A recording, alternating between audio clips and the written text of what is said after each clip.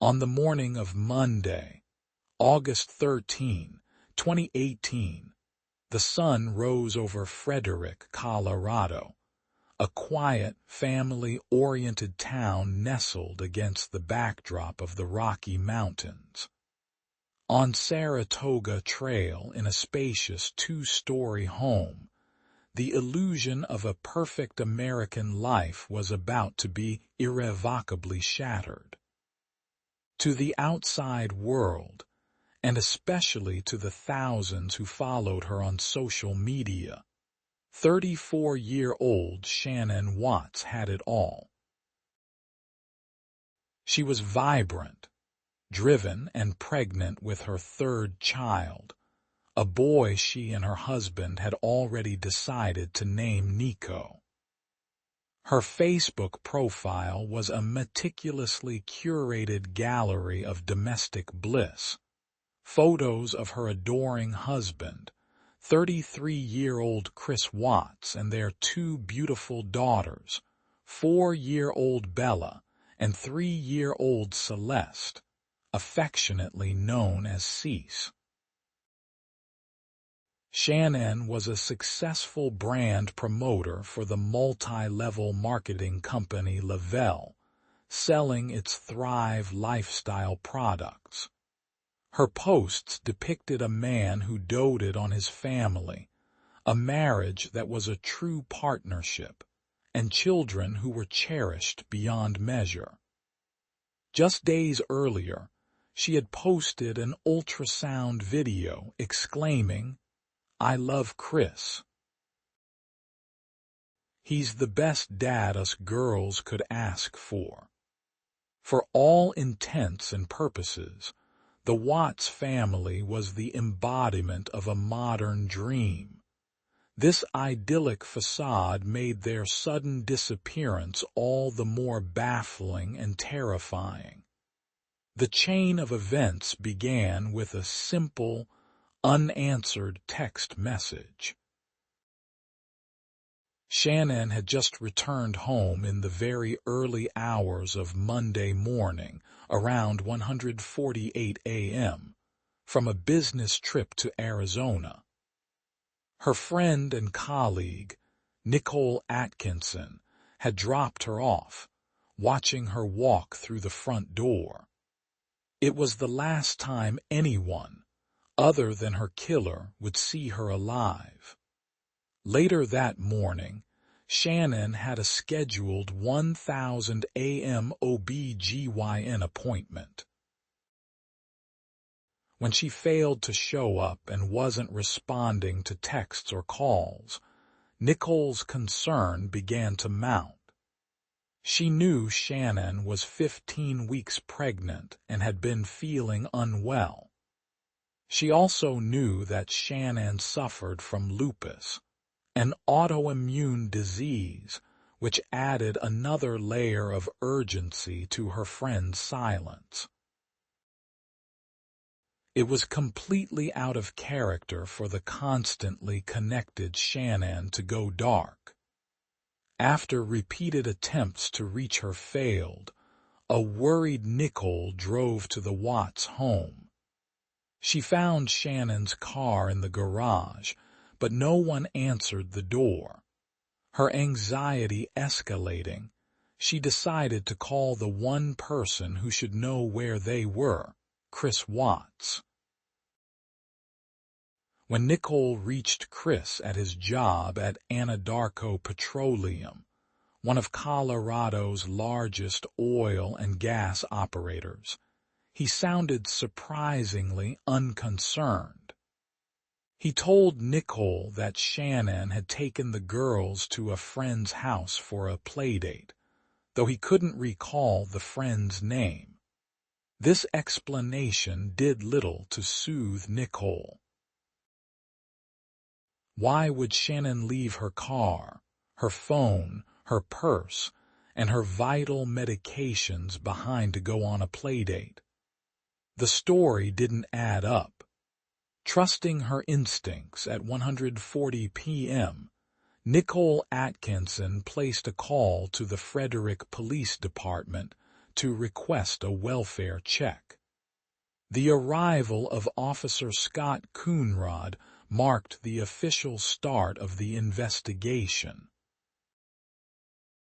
Body camera footage from that afternoon would later become a chilling artifact, capturing the first moments of Chris Watts's elaborate and cold-blooded deception. When Officer Coonrod arrived, Chris was already there, having left work to meet him. His demeanor was calm, almost placid. He casually greeted the officer and unlocked the front door. As they stepped inside, the house was eerily quiet. The signs of a hasty departure were nowhere to be found. Instead, the evidence suggested the occupants intended to stay. On the kitchen counter lay Shanann's purse, wallet, and keys. Upstairs, in the master bedroom, her phone was plugged into a charger on the nightstand. Most disturbingly, her wedding ring sat on the bedside table. The bed was unmade, the sheets stripped and piled in a corner, a detail Chris would later explain away, but which investigators immediately found strange. Chris walked the officer through the house, weaving the first version of his fabricated narrative. He claimed he and Shanann had had an emotional conversation after he got up for work around 5:15 a.m. He said that when he left, she and the girls were still in bed. He later expanded on this, telling the officer that Shanann had mentioned taking the children to a friend's house. He maintained his calm, helpful facade, even expressing a mild, almost detached, concern. He was the worried husband, but his performance lacked genuine panic or desperation. The search of the home yielded no signs of forced entry or a violent struggle. It was as if the mother and her two young daughters had simply evaporated into thin air. A crucial piece of the puzzle emerged when a neighbor, Nate Trinastich, came forward. His home security camera was pointed directly at the Watts driveway. When Chris and the police officer reviewed the footage, it showed Chris's truck being backed into the garage early that morning and him loading it with something. But critically, it did not show Shanann or the children leaving the house at any point. As the afternoon turned into evening, the gravity of the situation began to settle in, at least for everyone except Chris. The Frederick Police Department, recognizing the case was beyond a simple welfare check, escalated the matter. The Colorado Bureau of Investigation, CBI, and the FBI were brought in. A missing endangered alert was issued for Shanann, Bella, and Celeste. The first cracks in the facade of the perfect family had appeared, revealing a dark and disturbing void. On that quiet suburban street, a mystery was born, a mystery that would soon morph into a national nightmare, exposing a betrayal so profound it would leave a community and the world struggling to comprehend the depths of human darkness. The frantic search for Shanann, Bella, and Celeste Watts had begun. As the sun set on August 13th, The quiet suburban street of Saratoga Trail transformed into the epicenter of a media storm. News vans with towering satellite antennas lined the block, their logos, KMGH, CUSA, KDVR, illuminating the deepening twilight. The disappearance of a pregnant mother and her 2 young daughters was a story that resonated with a primal fear, and the nation was beginning to watch.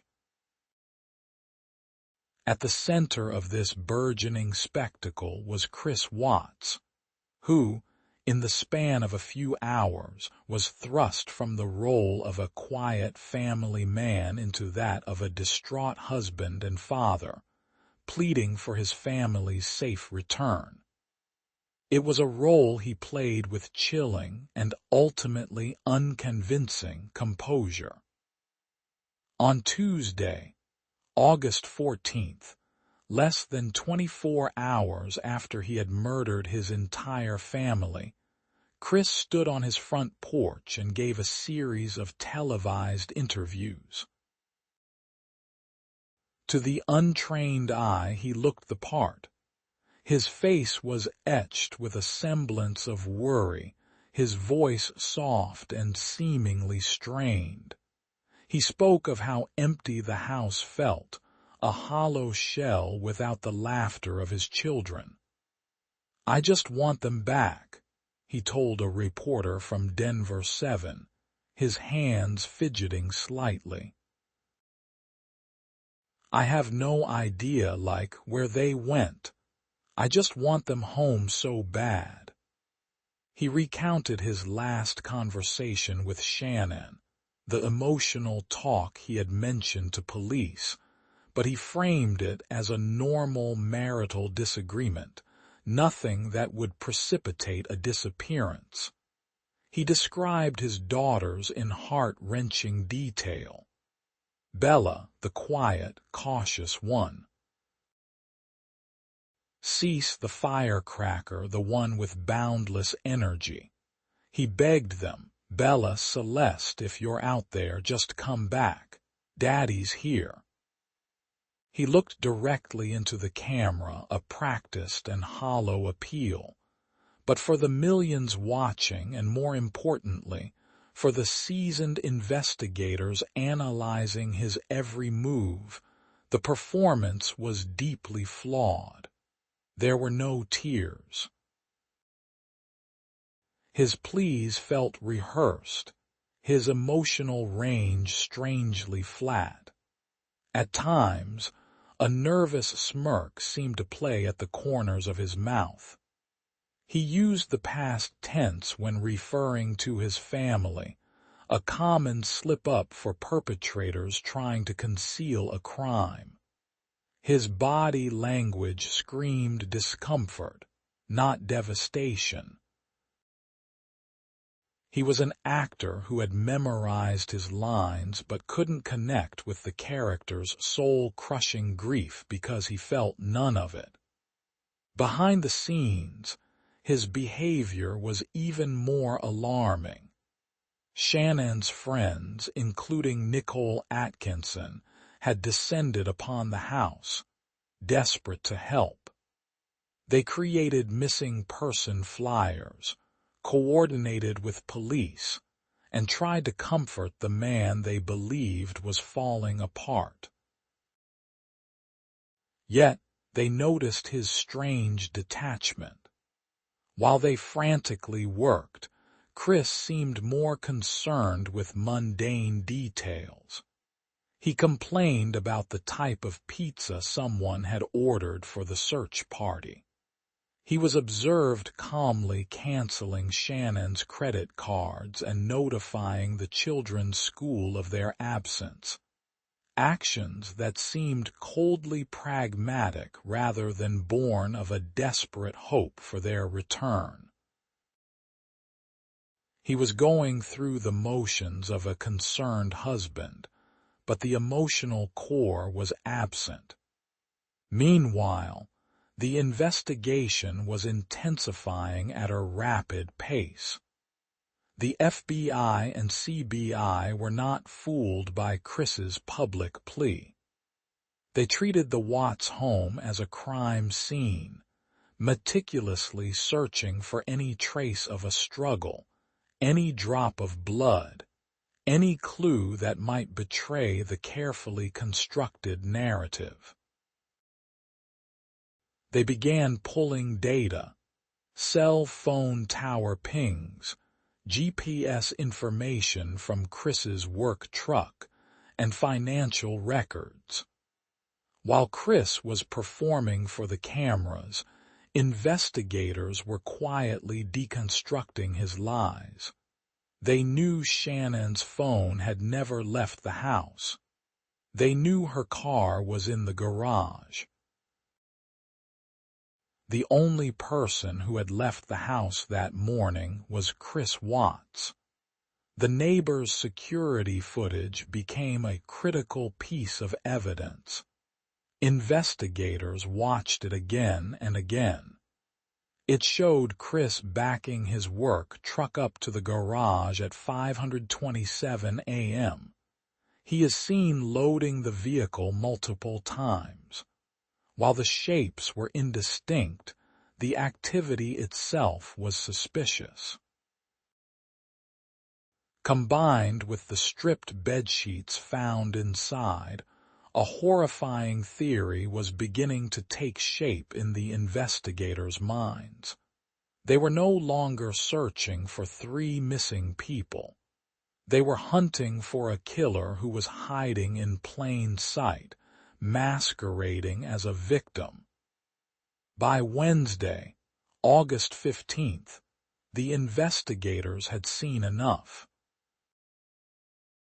The time for passive observation was over. They needed to apply pressure. They had his inconsistent statements, his unnerving media performance, and the suspicious surveillance footage. They called Chris and asked him to come to the Frederick Police Department for another interview. They framed it as a routine follow-up, a chance to go over the timeline one more time. But this time, they had a new tool they intended to use, a polygraph test. They asked him if he would be willing to submit to one to help clear his name and aid the investigation. Believing he was smarter than everyone in the room, believing he could control his body as well as he controlled his narrative, Chris readily agreed. It was a fatal miscalculation.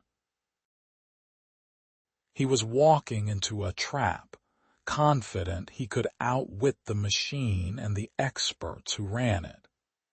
He still believed he could maintain the fiction he had created.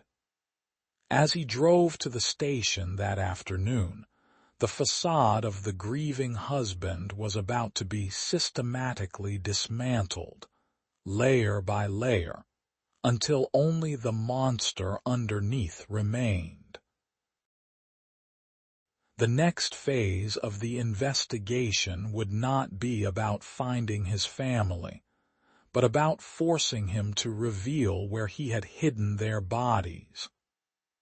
On the afternoon of Wednesday, August 15th, Chris Watts walked into the Frederick Police Department, still cloaked in the guise of a concerned victim.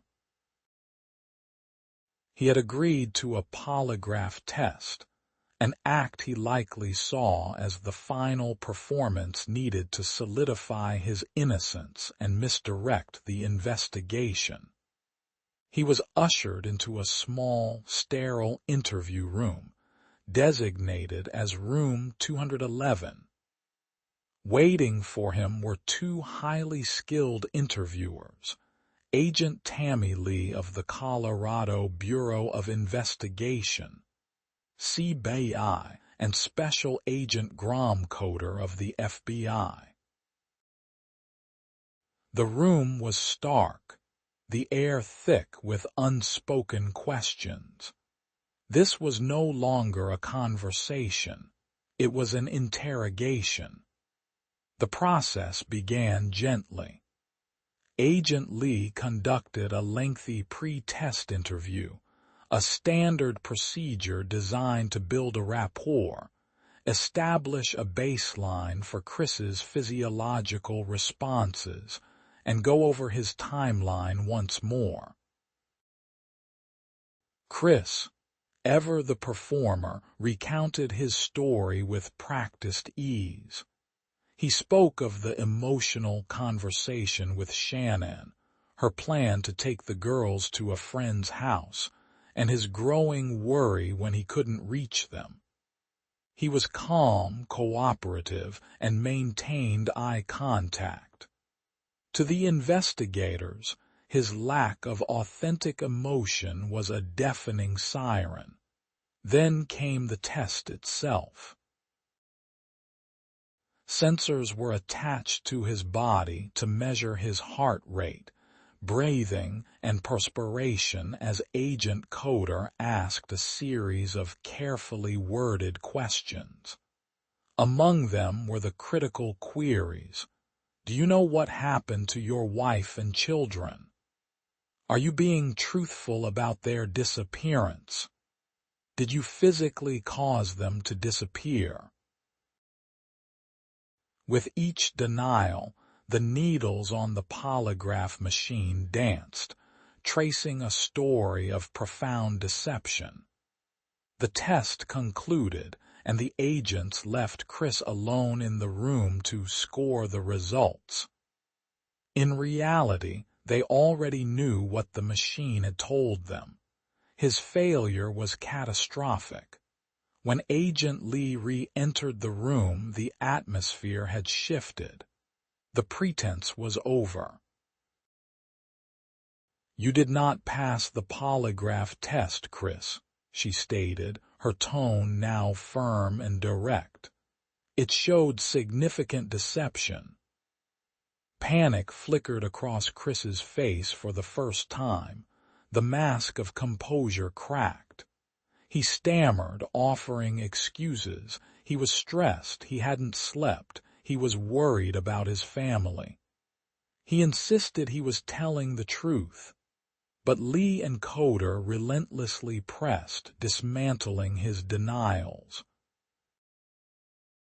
They told him they knew something had happened in that house on Monday morning, and that he was the only one who knew the truth.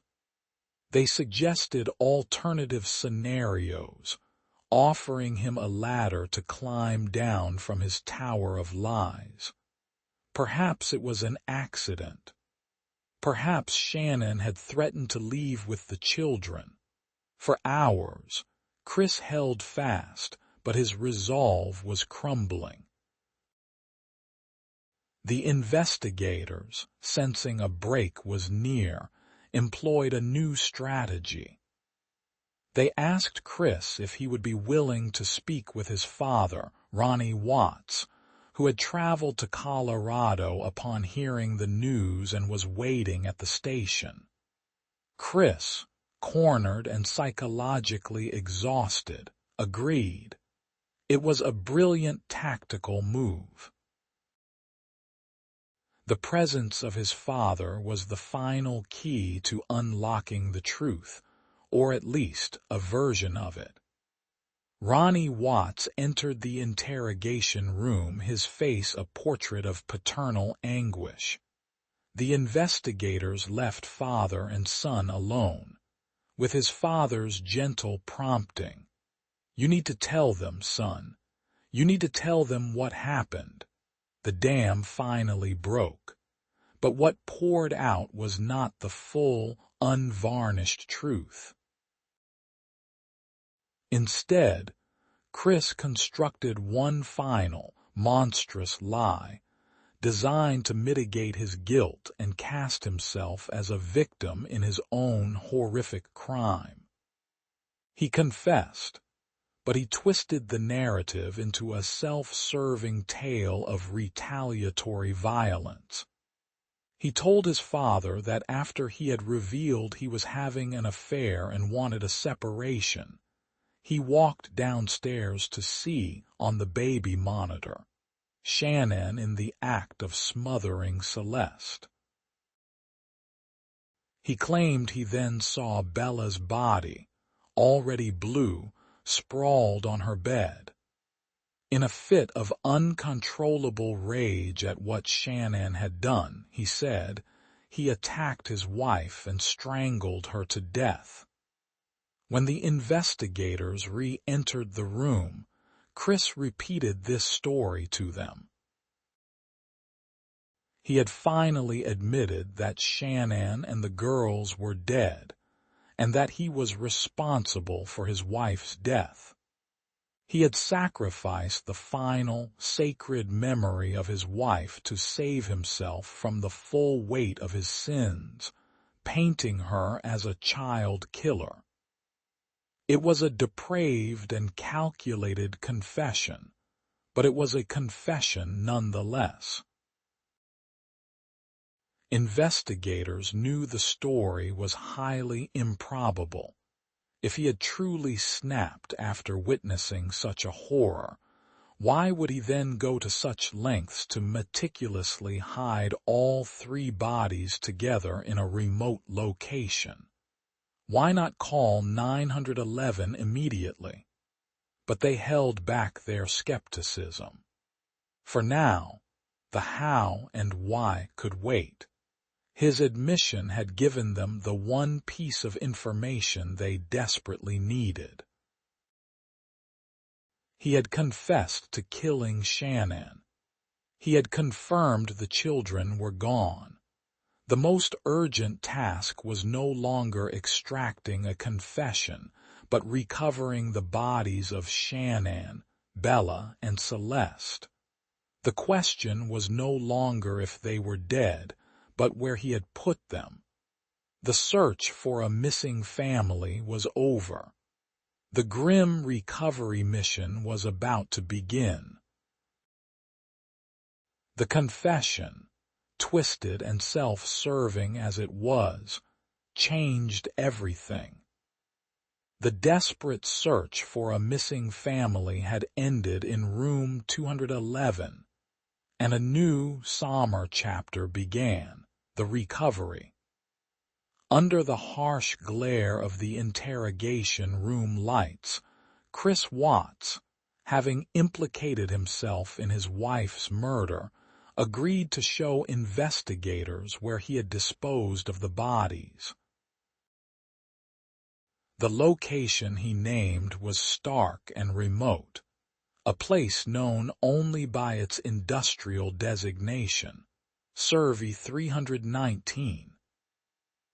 It was an oil and gas site operated by his employer, Anadarko Petroleum, located roughly 40 miles east of the Watts home in the vast, open plains of Weld County. As darkness fell on the evening of August 15th, a grim procession of law enforcement vehicles snaked its way through the rural backroads of Colorado, led by the man who had committed the unthinkable. Chris, now in custody, sat in the back of a police car, guiding them to the desolate landscape where he had attempted to erase his family from existence. The site was a sprawling collection of pipes, tanks, and machinery, a monument to industry standing silent under a canopy of stars. It was a place of work and extraction, but on this night, it would become a scene of profound human tragedy. Upon arrival, Chris pointed investigators to a shallow, freshly dug patch of earth near a cluster of crude oil tanks. The soil was loose, the disturbance obvious. Under the cold, artificial light of portable floodlights, Investigators and forensic teams began the painstaking and emotionally wrenching task of excavation. It was there, just a few inches beneath the dry Colorado soil, that they found the body of Shanann Watts. She had been wrapped in a bedsheet from their home, the same sheet he had so casually mentioned stripping from the bed. She was 15 weeks pregnant with Nico, the son they had planned to welcome. Her final resting place was a shallow, unmarked grave at her husband's place of work. The horror, however, was far from over. Chris's confession included a detail of almost unimaginable depravity. He told investigators that he had placed the bodies of his daughters, Bella and Celeste, inside the oil storage tanks.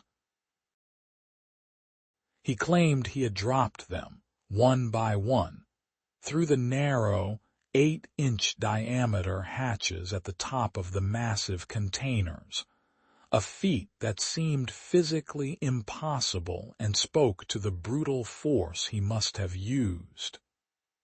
The recovery of the girls' bodies was a complex and hazardous operation that would unfold throughout the next day, Thursday, August 16th.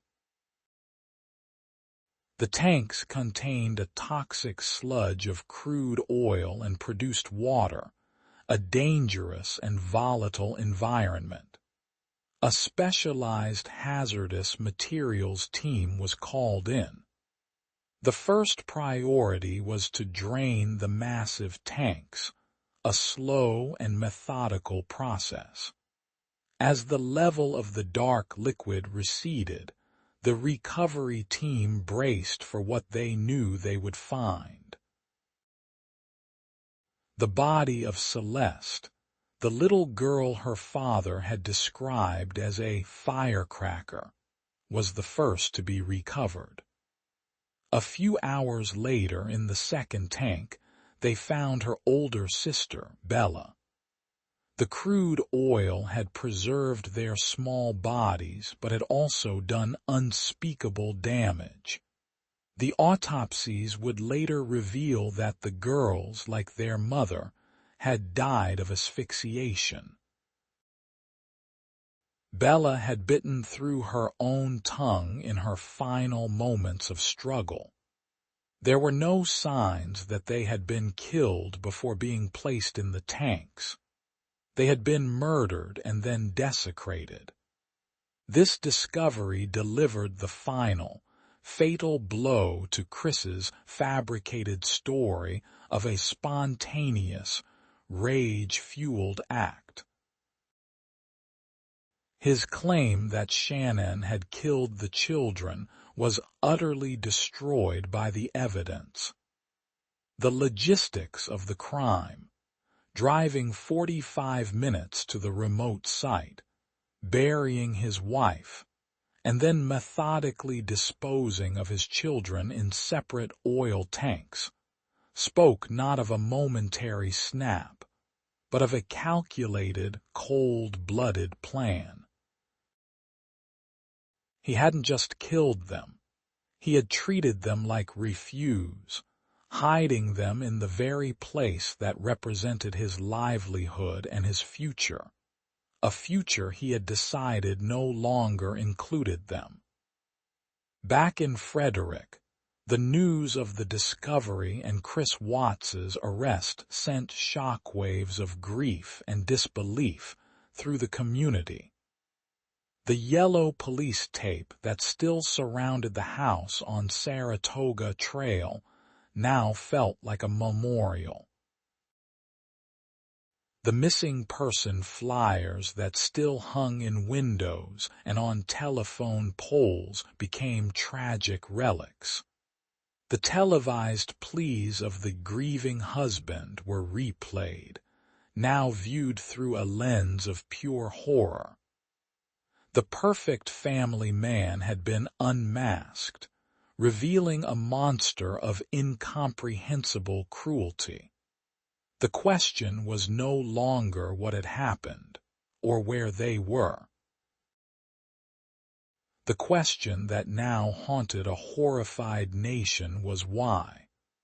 Why would a man who seemed to have everything annihilate his entire world? The answer, investigators would soon discover, lay in a secret life of lies, debt, and forbidden desire. With the bodies of his family recovered and his initial monstrous lie dismantled, Chris Watts was formally charged on August 21, 2018. The 9 felony counts against him painted a portrait of ultimate betrayal. 3 counts of first-degree murder after deliberation. 2 counts of first-degree murder of a child under 12 by a person in a position of trust. 1 count of unlawful termination of a pregnancy, and 3 counts of tampering with a deceased human body.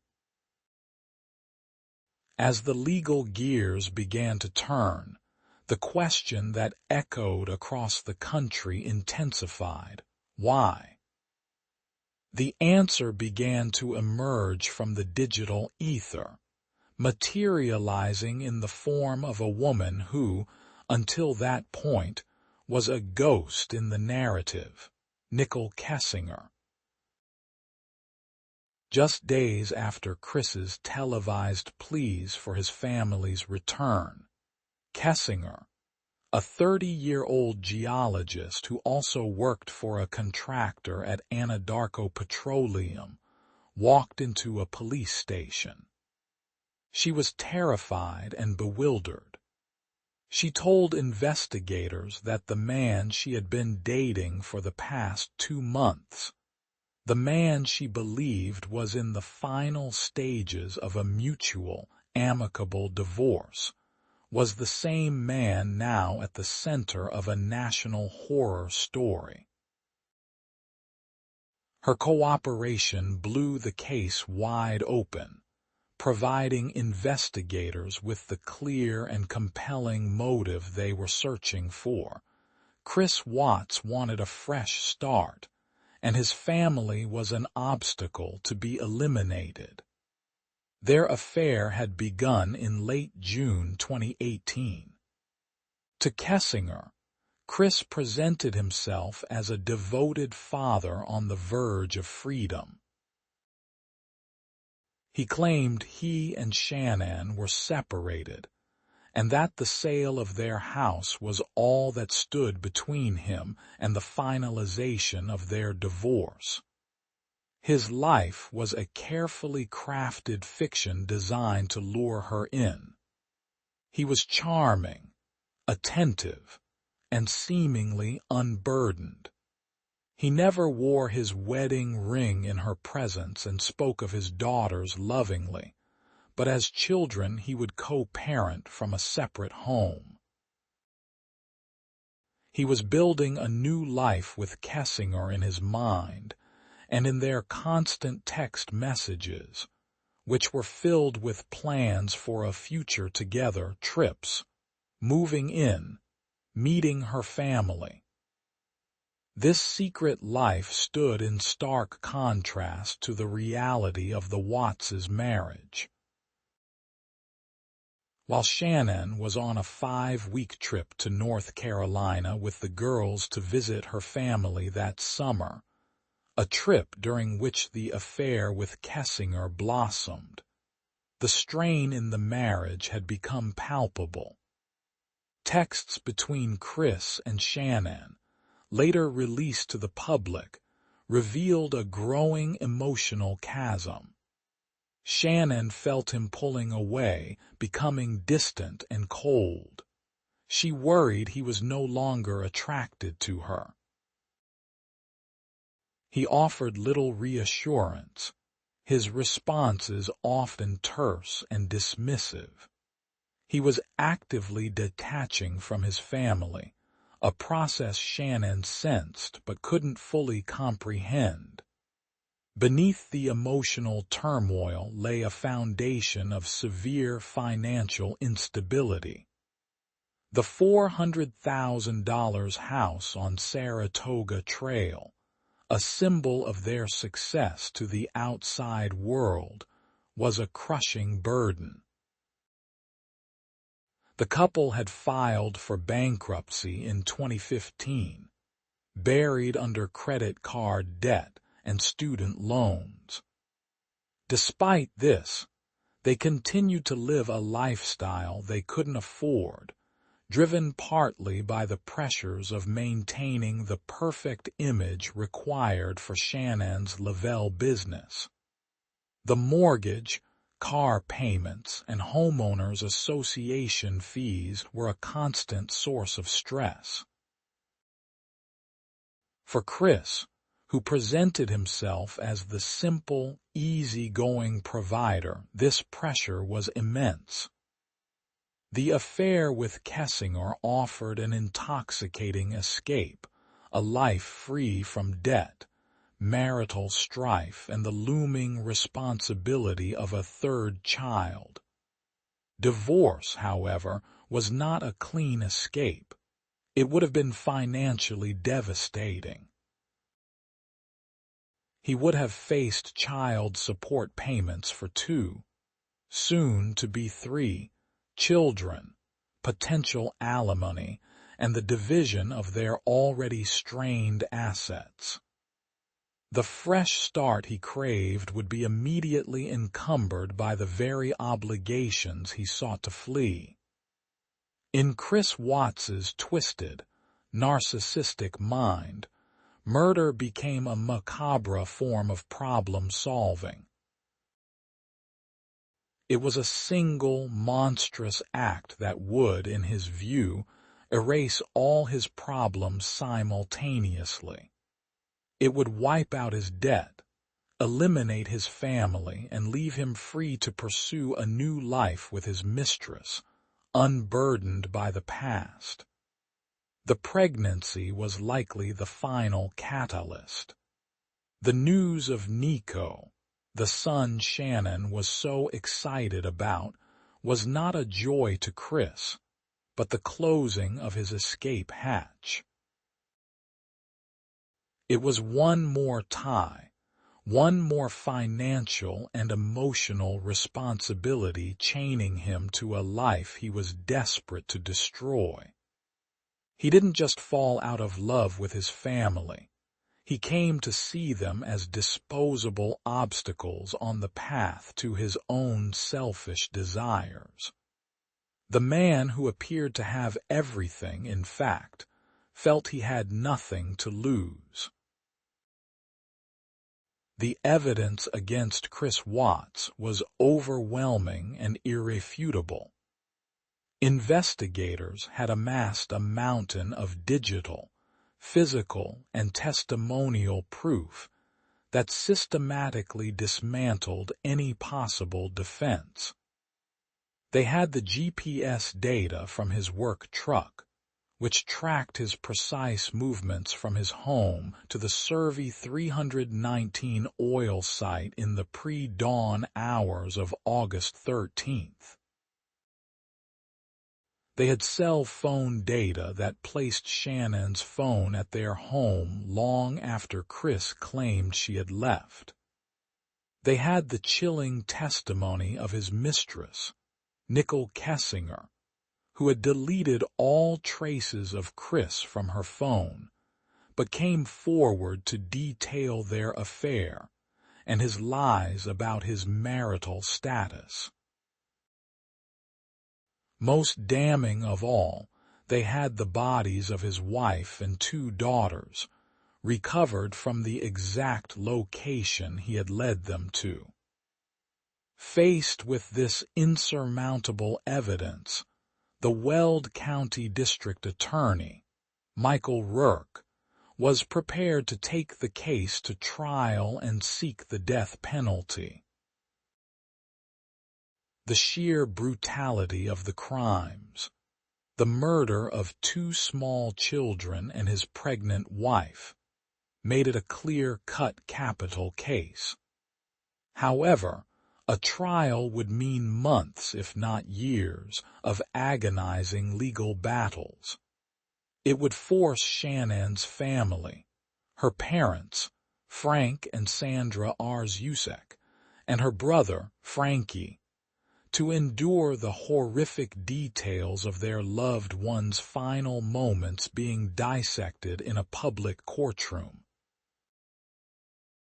They would have to listen to defense attorneys potentially attempt to slander Shannon's character to mitigate Chris's culpability, a tactic he had already previewed with his first false confession. The Watts family was desperate to avoid this additional trauma. In a profound act of grace aimed at achieving a swift and final resolution, they communicated to the district attorney's office that they would support a plea deal if it meant taking the death penalty off the table. Their priority was not retribution, but the certainty of justice and the avoidance of a prolonged, painful trial. They wanted Chris Watts locked away forever, with no possibility of appeal and no chance to ever harm anyone again.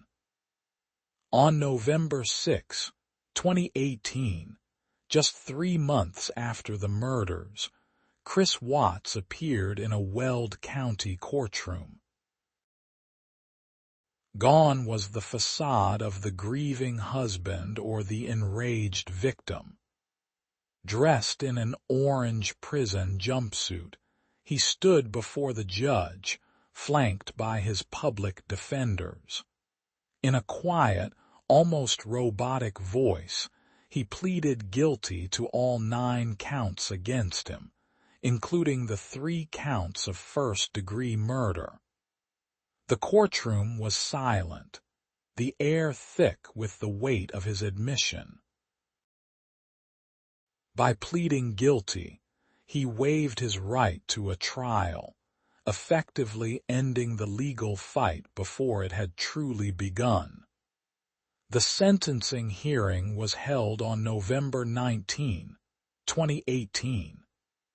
It was a day of reckoning, a final, public confrontation with the devastating impact of his crimes. The courtroom was packed with family, friends, law enforcement officers, and media. One by one, members of Shannon's family delivered their victim impact statements, their voices thick with a grief that was raw and absolute. Shannon's father, Frank Watts, spoke directly to Chris, his voice trembling with rage and sorrow. "I trusted you to take care of them, not kill them. You heartless monster." He lamented the loss of his daughter, whom he called his rock, and the granddaughters who were the light of his life. Sandra Watts' statement, read by the prosecution, was a mother's cry of anguish. She spoke of the 4 beautiful lives he had taken, Shanann, Bella, Celeste, and Nico. "We loved you like a son," her statement read. "We trusted you. You disgust me." Perhaps most searing was the statement from District Attorney Michael Rourke, who, for the first time, detailed the full, horrific truth of the murders, a truth Chris Watts would later confirm from prison. He revealed that Chris had confessed to killing Shanann first, strangling her in their bed after she had confronted him about the affair. This confrontation was not the explosive rage-filled event Chris had initially claimed. It was a final, desperate plea from a wife trying to save her marriage. After he murdered Shanann, One of his daughters, likely Bella, walked in and saw him wrapping her mother in a sheet. The girls, sleepy and likely confused, were witnesses. He then drove them, along with their mother's body, for 45 minutes to the oil site. He smothered Celeste first with her favorite blue blanket in the back of the truck, dropped her body in the tank, and then returned to do the same to Bella, who pleaded for her life with her final words, "Daddy, no." When it was his turn to speak, Chris Watts declined. He offered no explanation, no apology, no words of remorse. He sat silent and stone-faced as Judge Marcelo A. Kopkow handed down the sentence. For the murders of Shanann, Bella, and Celeste, he was given 3 consecutive life sentences without the possibility of parole. He received an additional 48 years for the unlawful termination of a pregnancy and 36 years for tampering with the bodies. The sentence was absolute. Christopher Lee Watts would die in prison. The legal chapter was closed, but for the families and a horrified public, the story was far from over.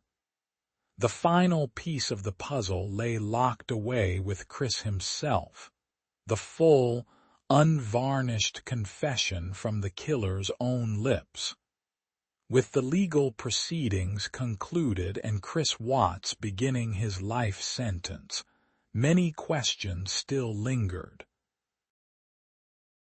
While the prosecution had laid out a timeline of the murders during the sentencing, the public had not yet heard the full, detailed account from the killer himself.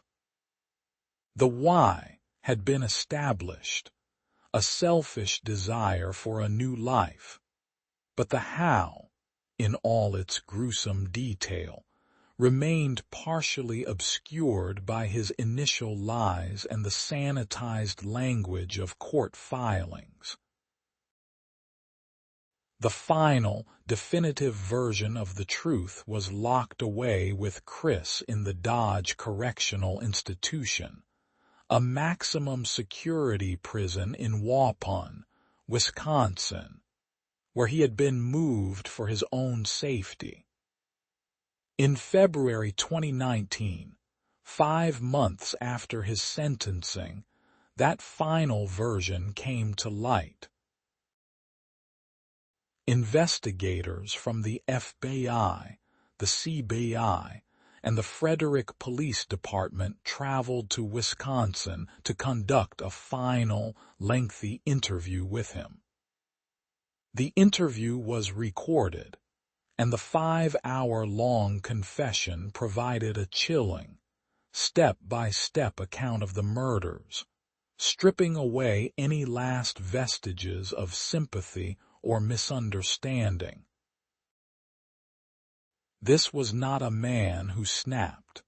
This was a methodical predator who had been contemplating murder for weeks. Speaking in a detached, matter-of-fact tone, Chris recounted the events of August 13th. He confirmed that the trigger was a conversation about their future. He had told Shanann he didn't love her anymore and that their marriage was over. Shanann, heartbroken and angry, told him he would never see his kids again. It was then, he said, that he lunged at her. He strangled her in their bed. Every time I think about it, I'm just like, did I know I was going to do that before I got on top of her? He mused, a chilling admission of premeditation. His account of what happened next was the most horrifying part of his confession. He confirmed the prosecution's theory. The children were alive when he murdered their mother. As he struggled to wrap Shannon's body in a bedsheet, Bella walked into the room. She saw her mother's still form and asked, "What's wrong with Mommy?" He told her Mommy was sick and they had to take her to the hospital. He then carried Shannon's body down the stairs and put her in the back of his truck. Bella and Celeste, still in their pajamas, were put into the back seat of the truck for the 45-minute drive to the oil site. They were alive, seated just feet away from their dead mother's body. He described the children as being quiet and dozing off during the drive. Celeste had her favorite blue blanket. Bella, he recalled, complained that the ride was bumpy. It was a journey into darkness from which they would not return. At Survey 319, he pulled Shannon's body from the truck and buried her in the shallow grave he had dug earlier. Then, he turned his attention to his children. He took Celeste's blue blanket and smothered her with it as she sat in the truck. He pulled her small body out and dropped it into one of the oil tanks. He then returned to the truck for Bella. He described how his oldest daughter, who had witnessed everything, fought back. As he used the same blanket on her, she pleaded with him. Her last words, as he recounted them, were a soul-crushing cry, "Daddy, no." He finished the monstrous act and dropped her body into the second tank. He spoke of these events with a disturbing lack of emotion, as if he were recalling a routine day at work. He admitted his initial story about Shanann killing the children was a desperate, vicious lie. "I just felt like the wrath of God came down on me in that interrogation room," he said, explaining his decision to confess. He also spoke at length about his relationship with Nicole Kessinger, confirming she was the sole motive. He claimed he believed that by eliminating his family, he would be free to start over with her, a fantasy so powerful it led him to commit the ultimate act of annihilation. This final confession erased all doubt and ambiguity. It painted the definitive picture of a cold, narcissistic killer who methodically executed his entire family to clear the path for a new life. He didn't just kill them. He terrorized them in their final moments, betrayed their trust in the most profound way imaginable, and desecrated their bodies.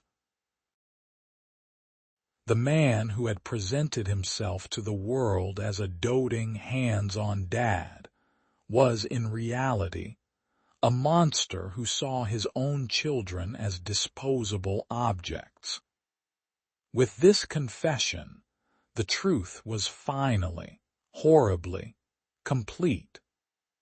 The case was closed, leaving only the enduring legacy of a tragedy that continues to serve as a dark and cautionary tale about the secrets that can fester behind the facade of a perfect life.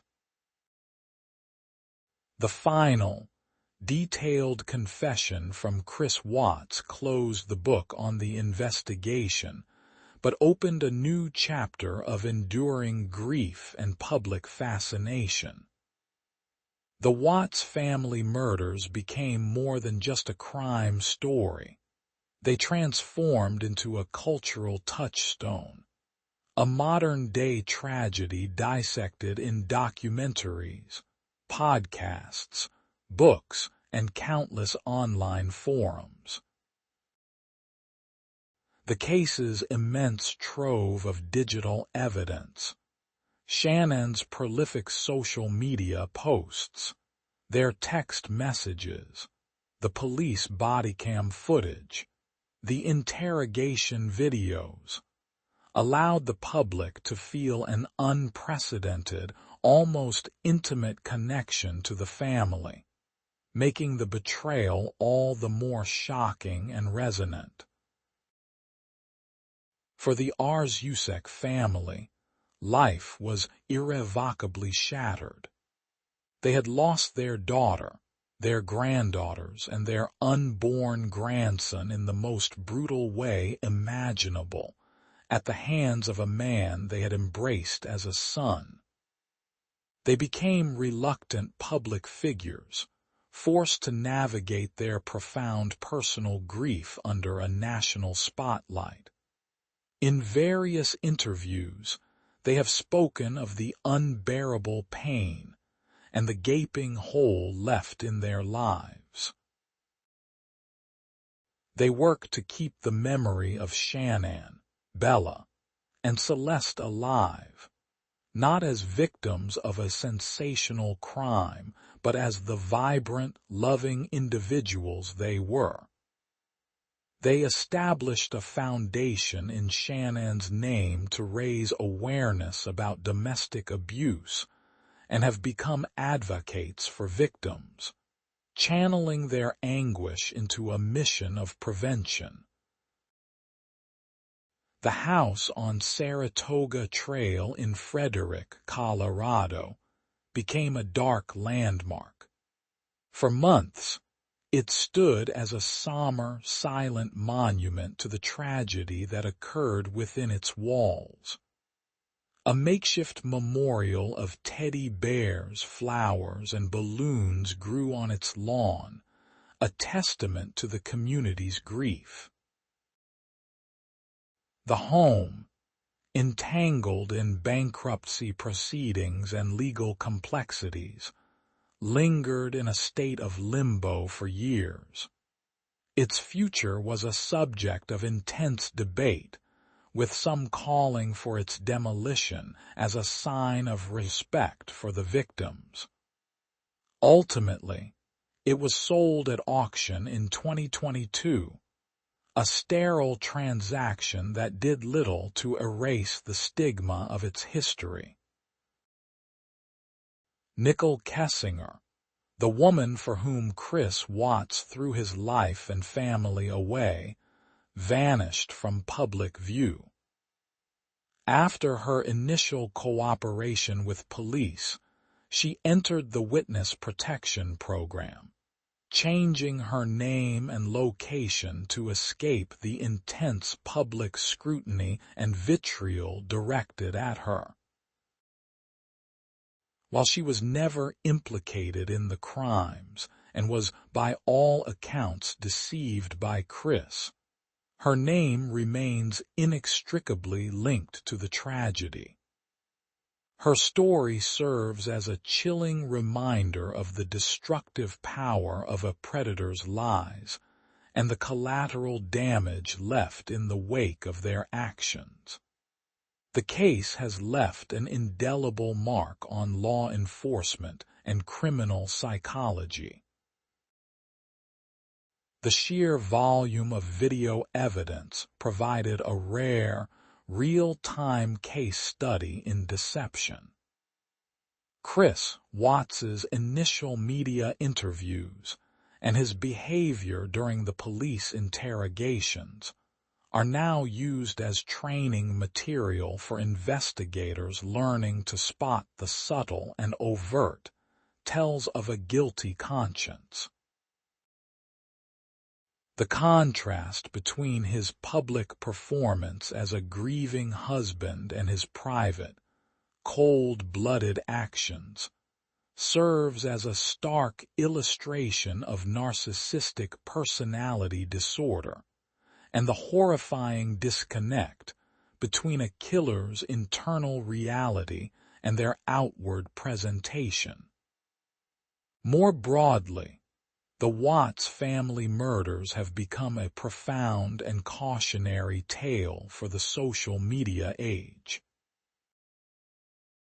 Shanann's Facebook profile was a carefully curated highlight reel of a perfect life, a life that, behind the screen, was crumbling under the weight of financial strain and marital deceit. The tragedy exposed the dangerous chasm that can exist between our digital personas and our real-world struggles. It forced a collective conversation about the pressures of maintaining an image and the unseen battles fought behind closed doors. The story endures not just because of its horror, but because it feels both incomprehensible and terrifyingly familiar. It unfolded in a typical suburban home, to a family that looked like any other. It serves as a dark reminder that evil doesn't always announce itself with monstrous fanfare. Sometimes, it wears the mask of a loving husband and father, a mask that can hide the deepest darkness until it is far too late. The legacy of Shanann, Bella, Celeste, and Nico is one of profound sadness, but it is also one of warning, a call for vigilance, awareness, and a deeper understanding of the hidden truths that can lie beneath even the most perfect-seeming surface. In the annals of true crime, the Watts family case occupies a unique and unsettling space, largely due to one defining element: the vast, meticulously curated digital world that Shanann Watts built and left behind. Unlike crimes of past eras, pieced together from witness statements and sparse physical evidence, this tragedy unfolded against the backdrop of a constant stream of social media updates. Shanann's prolific use of Facebook Live, her endless stream of photos, and her promotional videos for Lavelle did more than just document her life. They constructed an elaborate public facade of domestic bliss that made the subsequent reality all the more horrifying. Ironically, the very platform she used to project an illusion of perfection became an indelible archive that helped expose her killer and ensure the truth would not be silenced. Shanann was a master of the modern online narrative. As a successful promoter for a multi-level marketing company, her brand was intrinsically tied to her personal life. Her success depended on selling a lifestyle, one of health, happiness, and prosperity. Her Facebook page, followed by thousands, was her storefront. The product she was selling was her life with Chris, Bella, and Celeste. Post after post depicted Chris as the doting, hands-on dad, the loving husband who supported her ambitions. There were videos of the girls singing their Thrive jingles, photos of family vacations, and gushing captions celebrating their seemingly perfect partnership. One post from May 5, 2018, read, "I'm so blessed to have you all. I love my babies and my amazing husband." On June 11, just 2 months before her murder, she posted the ultrasound video of Nico writing, "I love Chris. He's the best dad us girls could ask for." To her followers, and even to many friends and family. The Watts family was the embodiment of the American dream, rendered in the warm, filtered glow of social media. This digital highlight reel, however, concealed a growing chasm of private despair. The truth of their fracturing marriage was documented not in public posts, but in the private, frantic text messages recovered by investigators. During her 5-week trip to North Carolina with the girls in the summer of 2018, the same period Chris began his affair with Nicole Kessinger, Shanann's texts reveal a woman in deep distress. She texted a friend, "He has changed. I don't know who he is. He hasn't touched me all week, kissed me not once." She confided that Chris had become cold, distant, and emotionally vacant. She was fighting desperately to save a marriage that he had already mentally and emotionally abandoned. This stark contrast between the public facade and the private reality became a crucial element for investigators. Her digital footprint provided an immediate and powerful baseline for her character and the dynamics of her marriage. When Chris later attempted to slander her in his first confession, claiming she was a volatile woman who could murder her own children, investigators had a mountain of digital evidence to the contrary. Thousands of videos and photos showed a devoted, patient, and loving mother. Her online persona, while curated, was not a complete fiction. It was an amplification of a genuine love for her family, making Chris's accusations seem not only false but grotesquely malicious. Furthermore, Shannon's constant connectivity made her sudden silence on August 13th profoundly alarming. Friends like Nicole Atkinson knew it was completely out of character for Shanann not to respond to texts or post online. Her digital habits established a pattern of life, and the abrupt break in that pattern was the first signal that something was terribly wrong.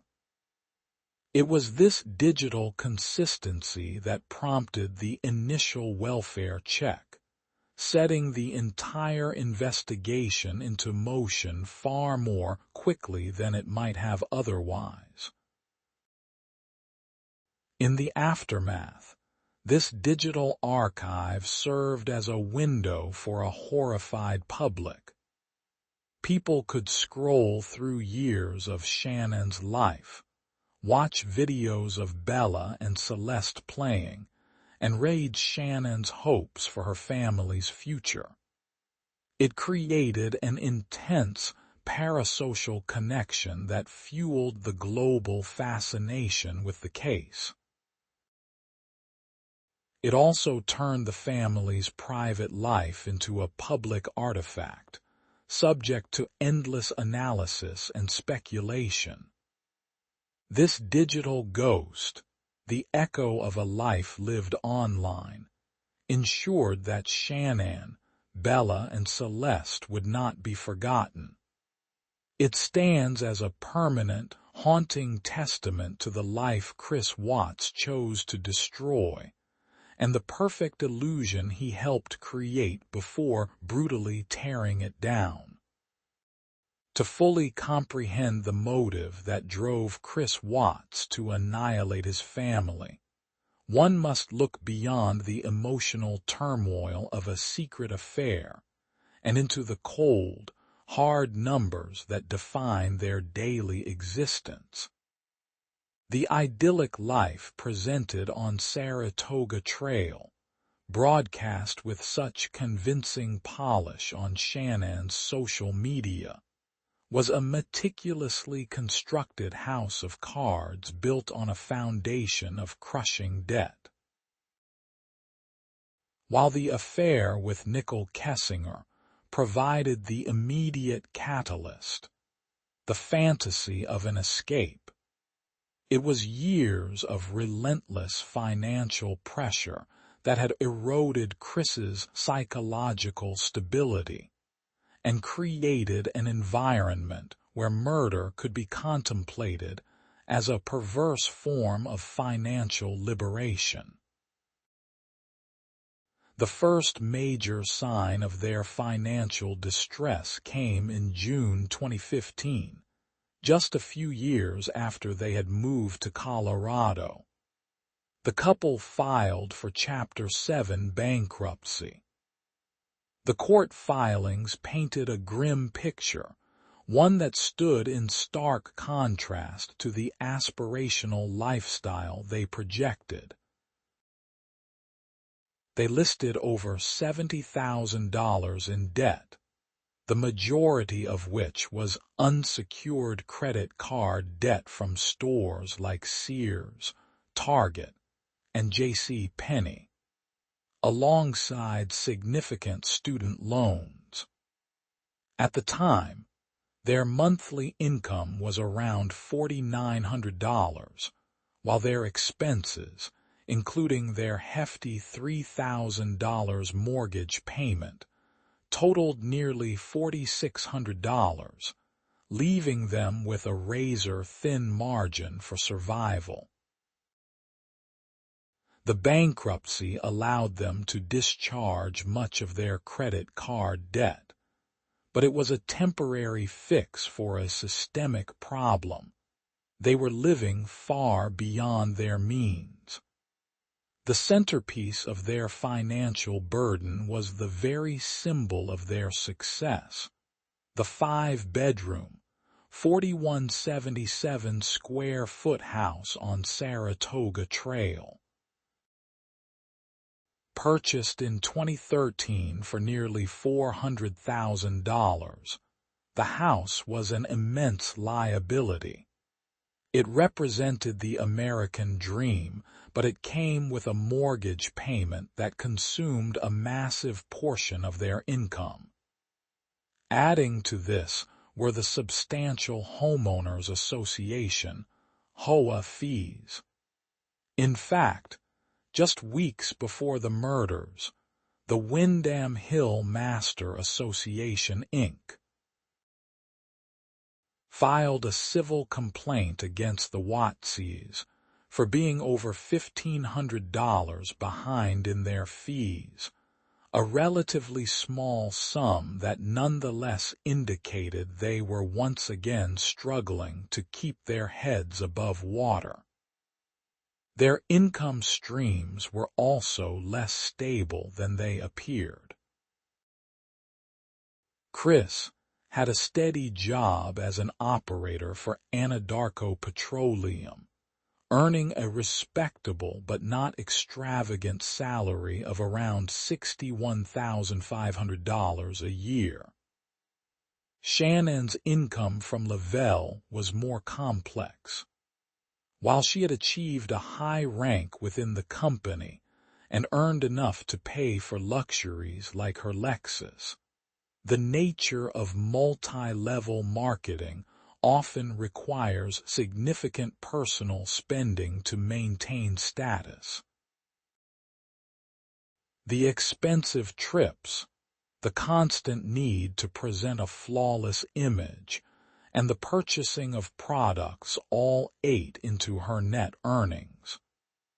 The pressure to live the brand meant that their lifestyle was a necessary business expense, creating a feedback loop of high spending to maintain an income that barely covered it.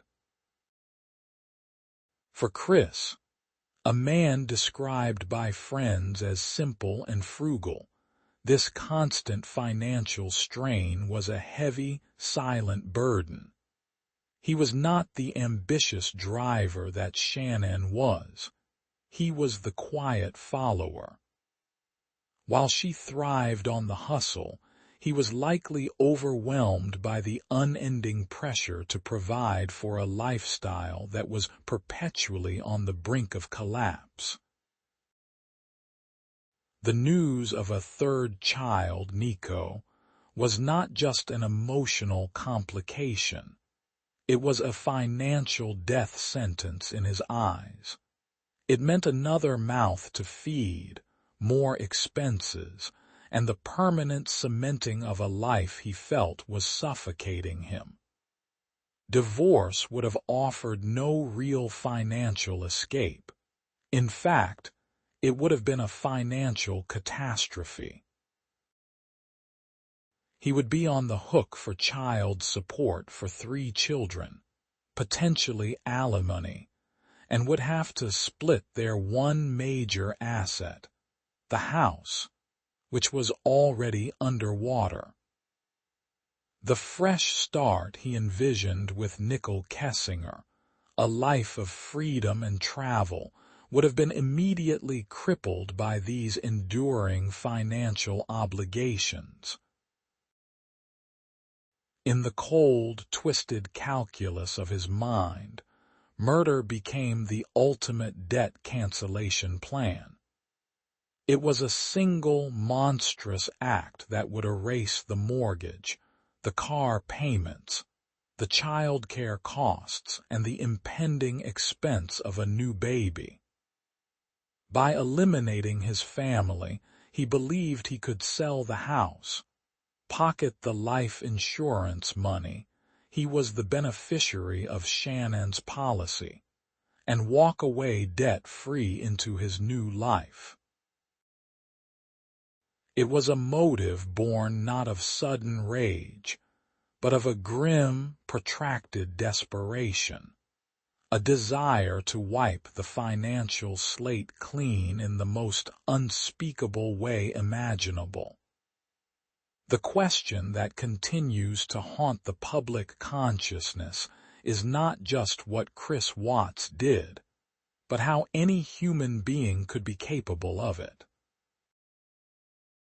How does a man described by friends and family as quiet, shy, and easygoing transform into a monster who methodically murders his pregnant wife and 2 small daughters?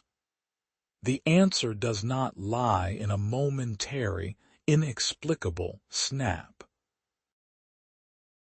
Rather, it is found in deconstructing the mind of a family annihilator, a specific and terrifying category of killer whose placid exterior often conceals a roiling cauldron of narcissism, entitlement, and profound moral emptiness.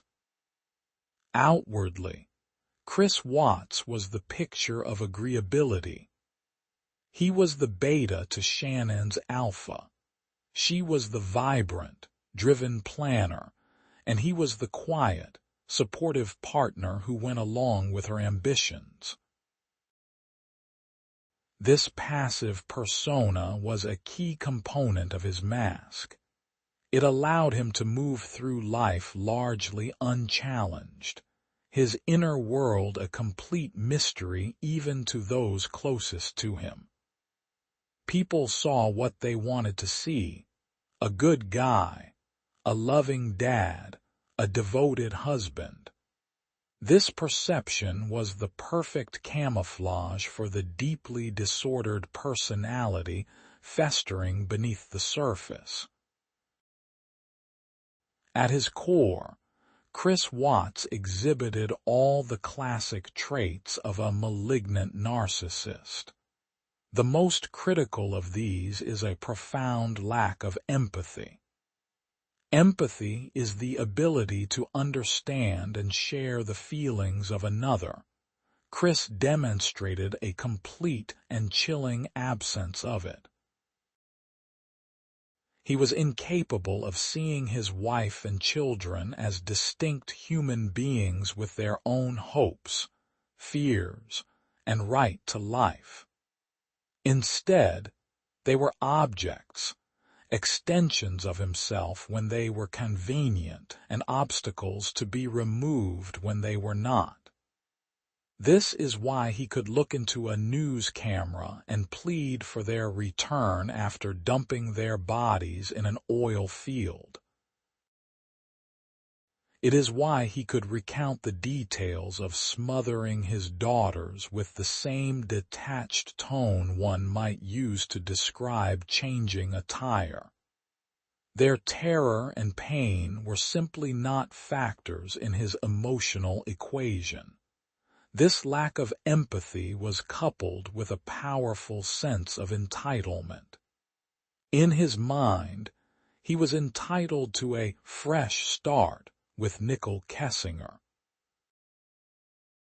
He was entitled to a life free from financial debt and the responsibilities of fatherhood.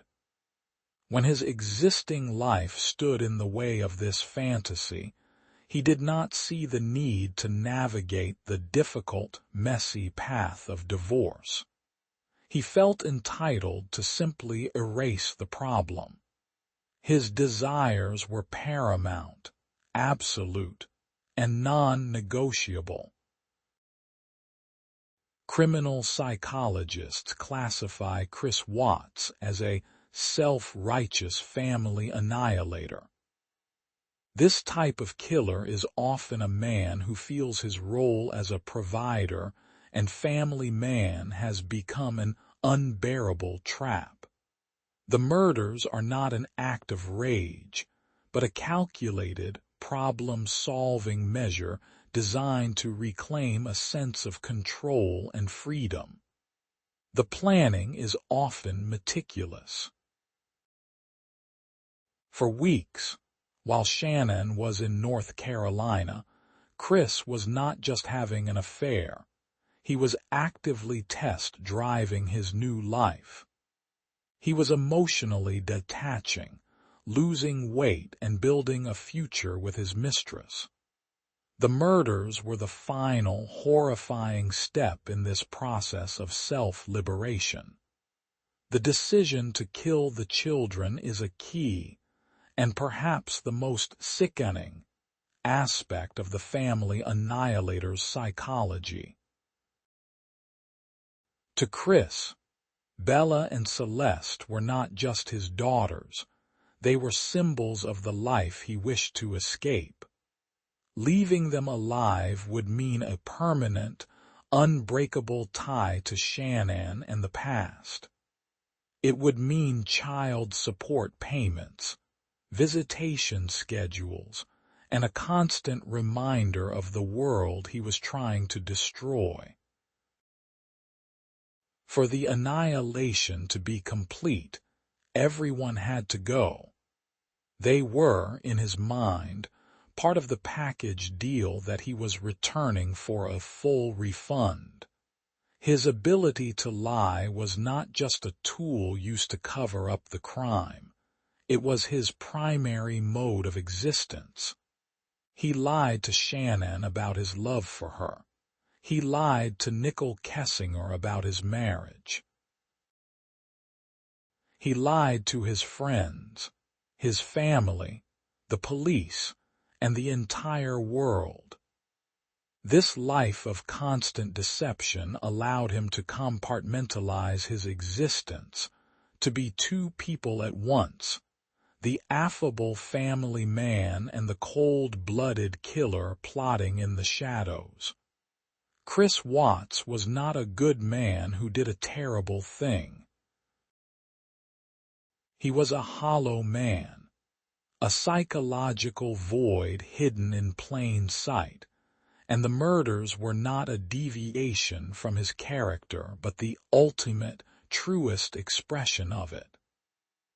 While the world's sympathy rightly fell upon the Arzusek family, who lost their daughter and grandchildren, the Watts murders created another, more complex tragedy within a second family, Chris's own parents and sister.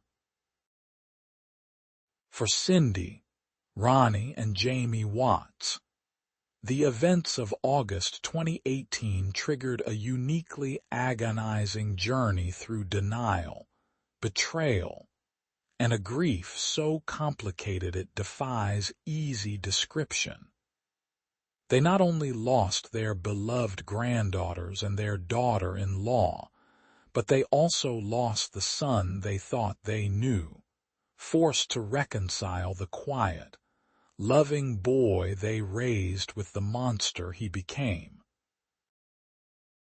From the moment the news broke, the Watts family's actions were driven by a powerful, instinctual need to protect their son. They immediately flew from their home in North Carolina to Colorado. In their initial interactions with the media, they presented a united front, defending Chris and expressing bewilderment. Cindy Watts, in an early interview, alluded to friction between herself and Shanann, subtly planting the seeds of a narrative that would later mirror Chris's first, false confession. It was the desperate act of a mother trying to find any explanation, however flawed, other than the unthinkable truth about her son.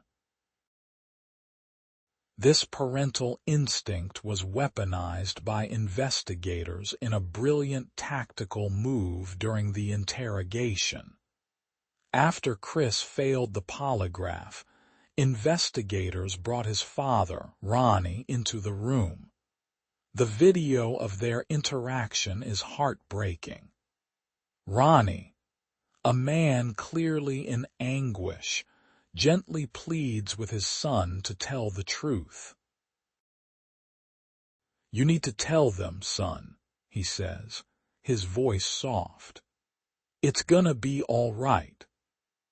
In that moment, he was a father trying to help his child out of a terrible jam, having no idea he was actually coaxing out a monstrous, self-serving lie that would viciously slander his murdered daughter-in-law. When Chris confessed that he had killed Shanann in a rage after she had killed the girls, his parents clung to this version of events. It was a more palatable horror. It allowed them to frame their son not as a cold-blooded predator, but as a man who had snapped under unimaginable provocation. For months, they publicly and privately supported this false narrative.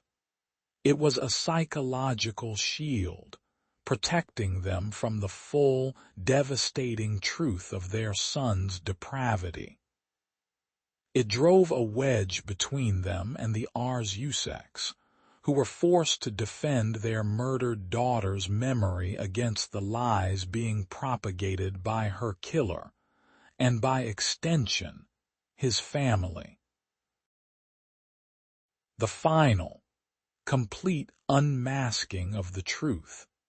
First at the sentencing, where the district attorney detailed the real sequence of events, and later with Chris's full prison confession, must have been an emotional cataclysm for the Watts family.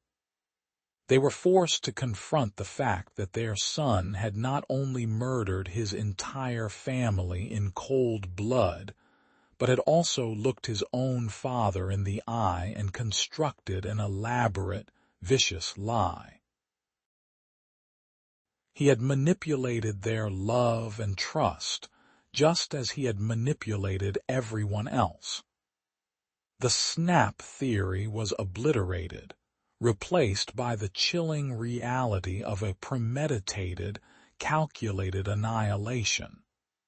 In the years since, the Watts family has lived in a state of quiet torment.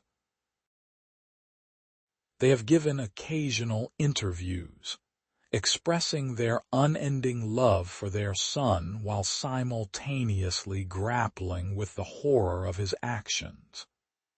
They maintain contact with him in prison, a decision that is difficult for many to understand but speaks to the unbreakable, if now tortured, bond between a parent and child.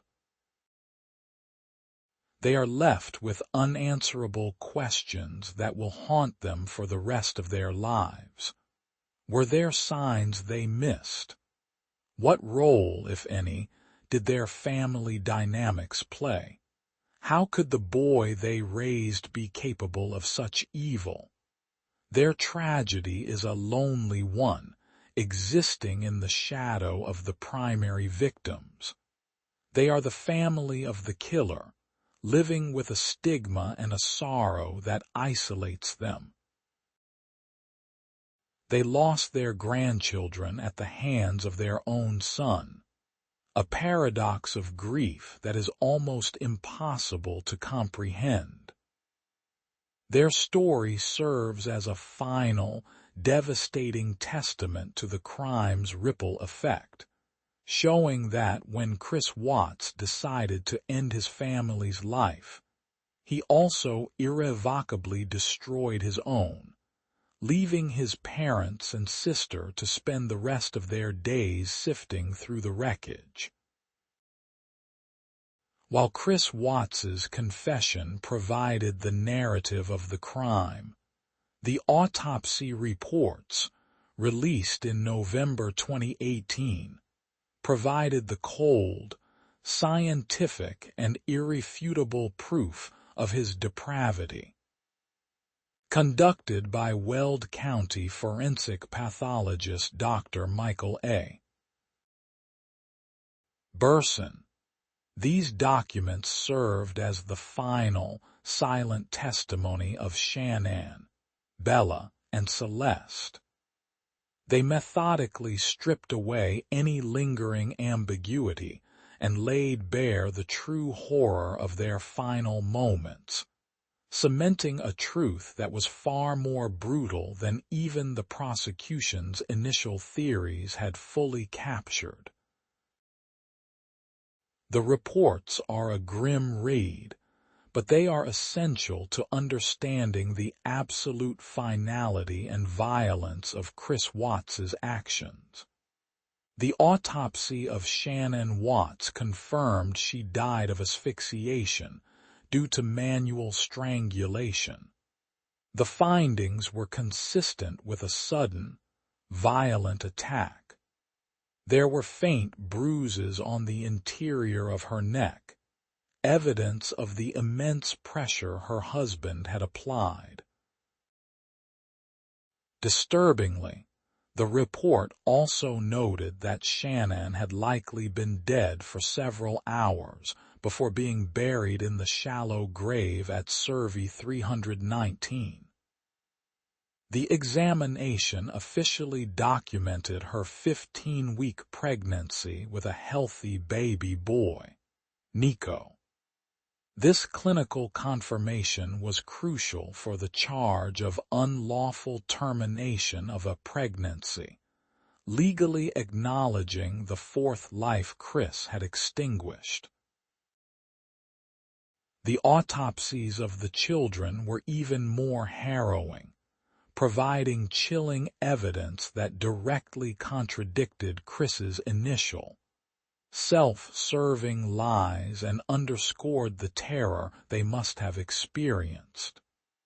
3-year-old Celeste was found to have died from asphyxiation due to smothering. Her small body showed no other signs of significant trauma, suggesting she was overpowered quickly, likely with the blue blanket her father later described using. The report noted the presence of crude oil in her throat and stomach, a horrifying detail that spoke to the final indignity her body suffered as she was forced through the narrow hatch of the oil tank.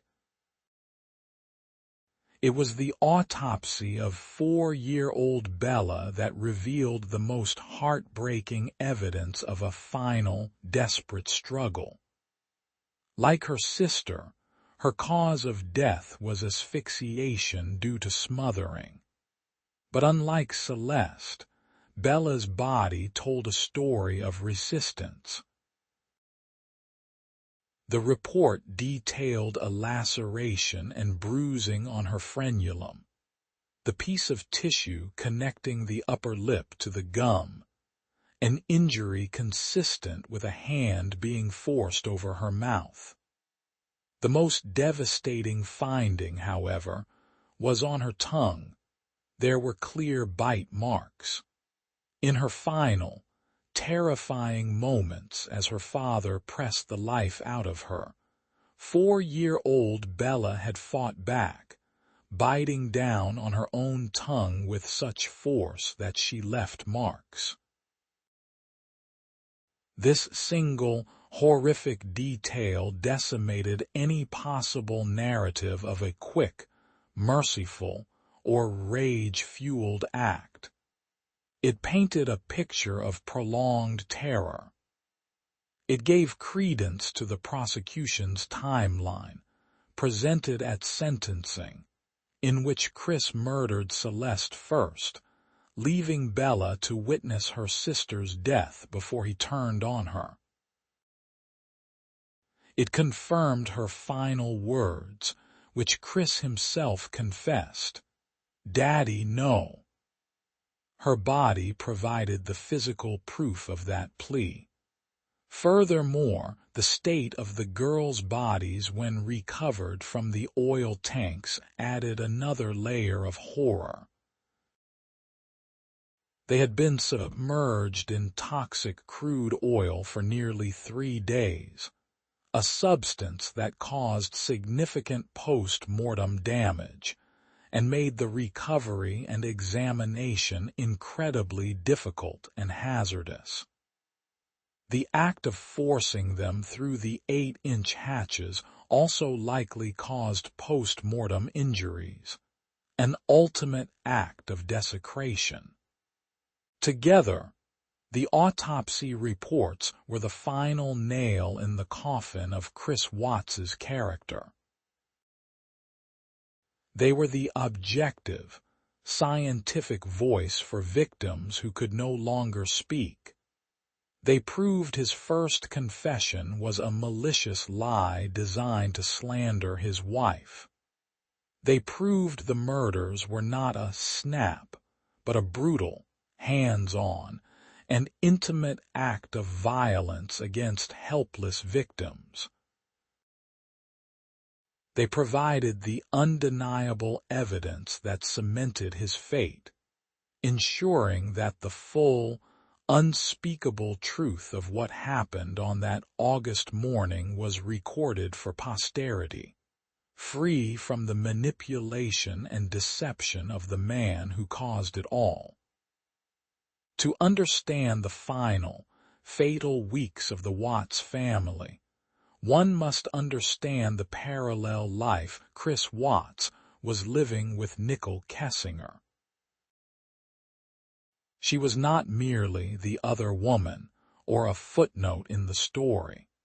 She was the catalyst, the central figure in the fantasy life for which Chris was willing to kill.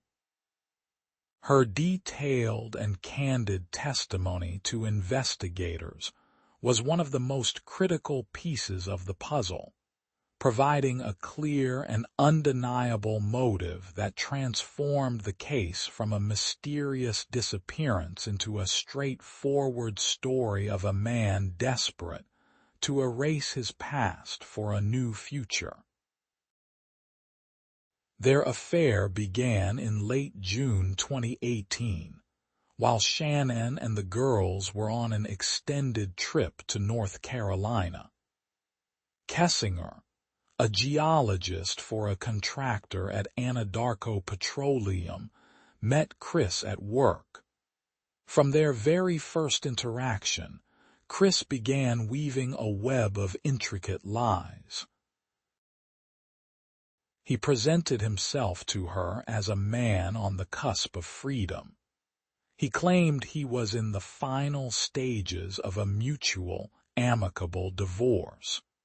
He told her he was living separately from his wife and that they were working through the last financial details, primarily selling the house. He never wore his wedding ring in her presence. For nearly 2 months, they lived in a bubble of this shared fiction. Their relationship intensified quickly. They were in constant communication, exchanging intimate photos and planning a future. To Kessinger, Chris was attentive, charming, and a devoted father who spoke lovingly of his daughters, but as children he would soon be co-parenting. She was, by all accounts, falling in love with a man who simply did not exist. The Chris she knew was unburdened, emotionally available, and ready for a new chapter. The exact opposite of the financially strained, emotionally detached man Shanann was desperately trying to reconnect with from afar. The timeline of their affair is a chilling overlay to the timeline of the marriage's collapse.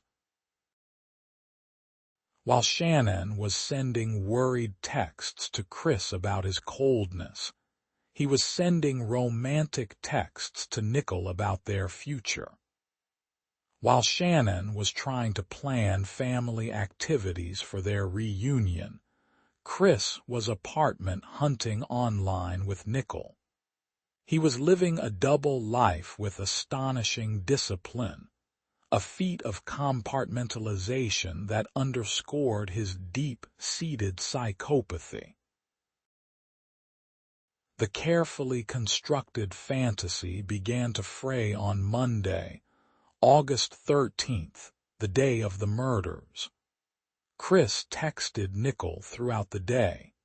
He told her his family was gone, claiming Shanann had taken the girls to a friend's house. While he feigned sadness, his behavior was bizarrely normal. He was not frantic.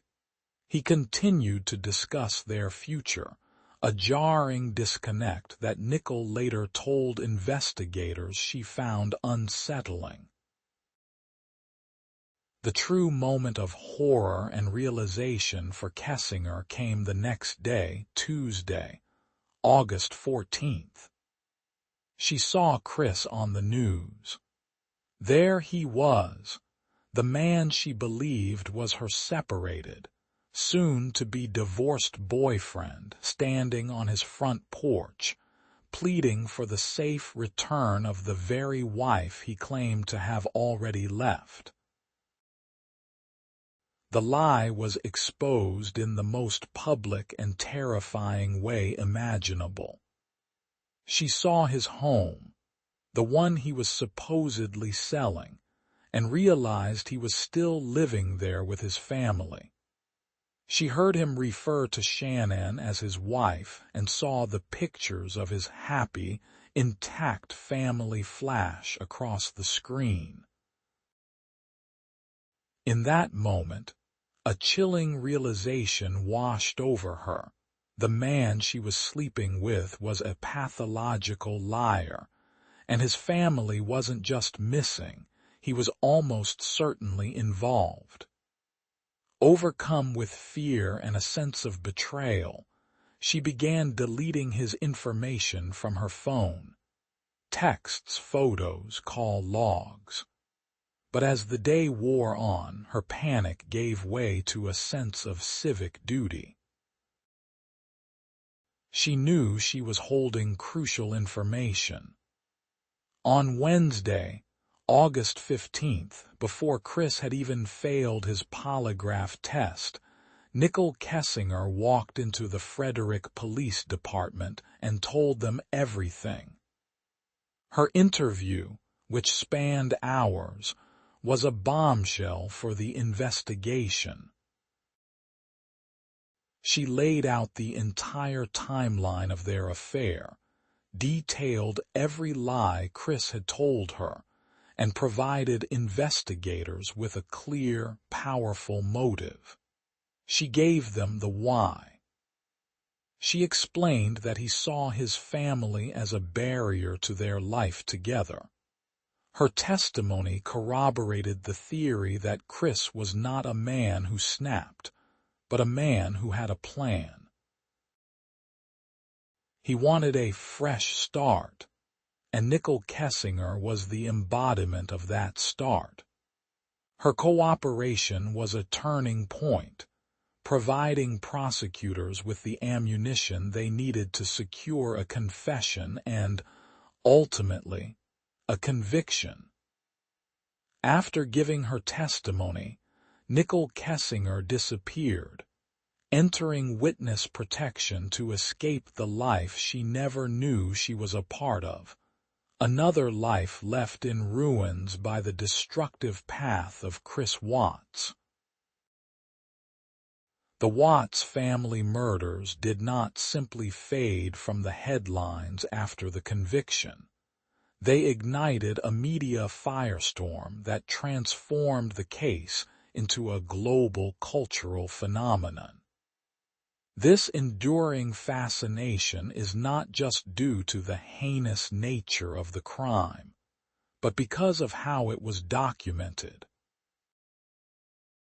The tragedy unfolded in the full glare of the digital age, leaving behind an unprecedented archive of raw, first-person material. This trove of content fueled an explosion of public interest and culminated in a groundbreaking documentary that forever changed how true crime stories are told. From the moment the initial missing endangered alert was issued, the story was magnetic. It contained all the elements of a primetime drama: a beautiful, seemingly happy family, a pregnant mother and two cherubic daughters vanished without a trace, and a handsome, distraught husband pleading for their return. The case was tailor-made for viral consumption.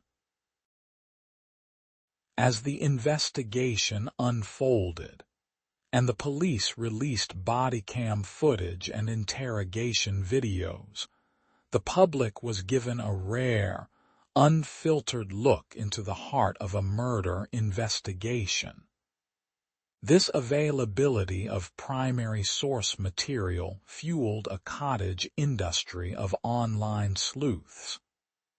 Platforms like YouTube, Reddit, and web sleuths became virtual war rooms where thousands of people dissected every piece of evidence. They analyzed Chris's every smirk and stammer in his porch-side interviews. They pored over Shanann's Facebook history, searching for clues in her posts and videos. While this public scrutiny helped keep the case in the spotlight, it also had a dark side, leading to misinformation, conspiracy theories, and the harassment of family members on all sides. The apex of this media fascination arrived in September 2020 with the release of the Netflix documentary, American Murder: The Family Next Door. Directed by Jenny Popplewell, the film was a masterclass in innovative, ethical storytelling. What made it so revolutionary was its strict adherence to using only archival, found footage. There were no somber narrators, no talking head interviews with experts, no dramatic reenactments. The entire story was woven together using Shannon's own Facebook videos, police body cam recordings, the interrogation tapes, news reports, and most powerfully, the couple's private text messages, which appeared on screen as they were sent and received. This unique format created a visceral and profoundly unsettling viewing experience. The audience was not told a story, they were immersed in it. They watched Shanann build her life online, full of hope and love for her family, making her eventual fate all the more tragic. She became the narrator of her own murder mystery. The film juxtaposed her bubbly, optimistic videos with the chilling, detached demeanor of Chris, as he lied to police and the public. The frantic, loving texts from Shanann flashed on screen, immediately followed by the cold, dismissive replies from Chris, who was simultaneously sending romantic messages to Nicole Kessinger. The effect was devastatingly powerful. The documentary didn't just present the facts of the case. It made the audience feel the emotional whiplash of the betrayal. It humanized the victims in a way few true crime documentaries ever have, giving them a voice that resonated long after the credits rolled. American Murder became a global sensation, one of Netflix's most watched documentaries of all time. It brought the Watts case to an entirely new international audience and cemented its place in the public consciousness. The documentary's success, however, also highlighted the complex ethical questions surrounding the consumption of real-life tragedy as entertainment. Was it a tribute that honored the victims, or was it an exploitation of their deepest trauma?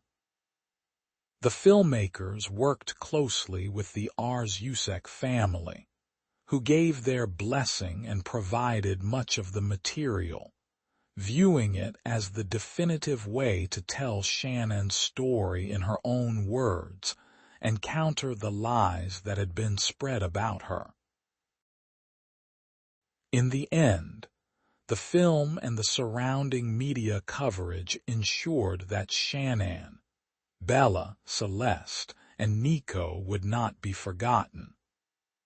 But it also forever blurred the line between private grief and public spectacle, setting a new, immersive standard for how stories of unspeakable darkness are told to the world. For Christopher Watts, the fresh start he so violently sought has materialized into a stark and unchanging reality. A 23-hour-a-day lockdown in a small concrete cell.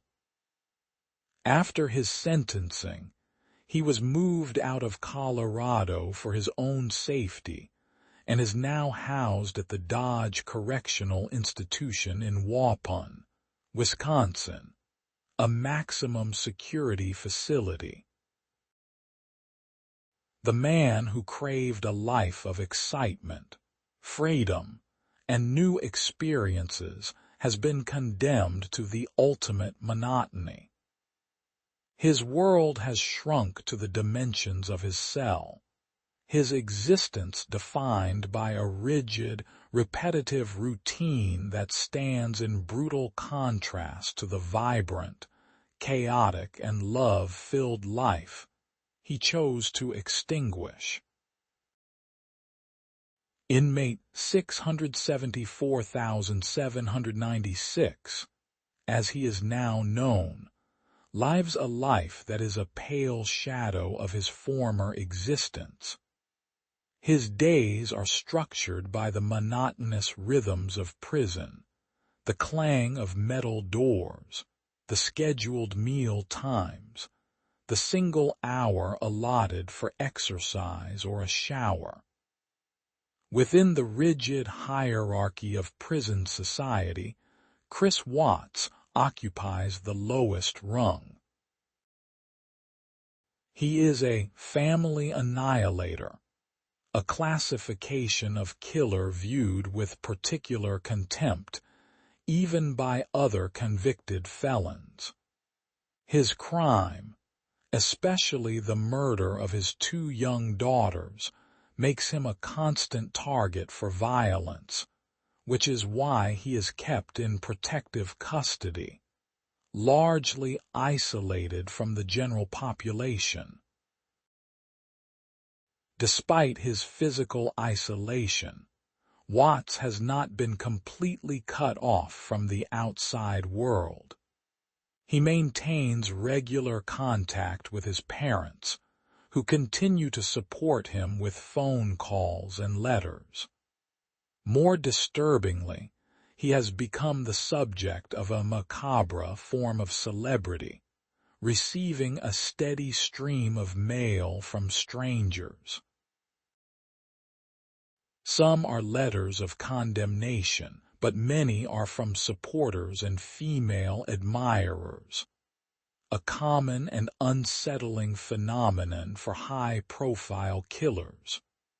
Through this correspondence, glimpses of his mindset have emerged, painting a picture of a man still grappling, or failing to grapple, with the enormity of his actions. In letters that have been made public, Watts claims to have found God. He reportedly reads the Bible daily and has expressed a form of remorse. But it is a remorse that many observers, including criminal psychologists, view with deep skepticism. His explanations often carry undertones of self-pity and a continued inability to take full, unadulterated responsibility. He has framed his actions as the result of a spiritual battle, an external force of evil that overtook him, rather than a conscious choice born from his own selfishness and moral void. This religious turn is seen by many as another performance, a convenient narrative that allows him to recast himself as a fallen man seeking redemption, rather than the cold-blooded predator he is. The most chilling aspect of his life in prison is the revelation that he is surrounded by the ghosts of the family he destroyed. According to multiple sources who have corresponded with him, including author Churln Cadle, who wrote a book based on his letters, Watts has pinned photos of Shanann, Bella, and Celeste to the walls of his cell. He claims to read to his daughters' pictures every night and talk to them regularly, telling them he is sorry and that he loves them. This daily ritual is a profoundly twisted act. Is it a sign of genuine, soul-crushing guilt, a man forced to confront the faces of his victims every waking moment? Or is it the ultimate act of narcissistic control, a way for him to continue a relationship with his family on his own terms, without the challenges and responsibilities of their actual existence? For a man who saw his family as objects, it is perhaps the latter, a way to maintain possession of their images, to keep them as silent, smiling specters who can no longer challenge him or make demands. His life is the ultimate paradox.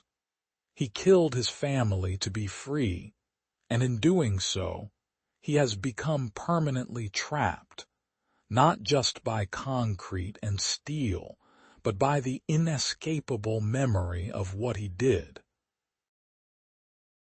The vibrant, chaotic noise of a family home has been replaced by the oppressive silence of a prison cell, a silence that is likely filled only with the echoes of his daughter's laughter and the final, desperate plea of "Daddy, no."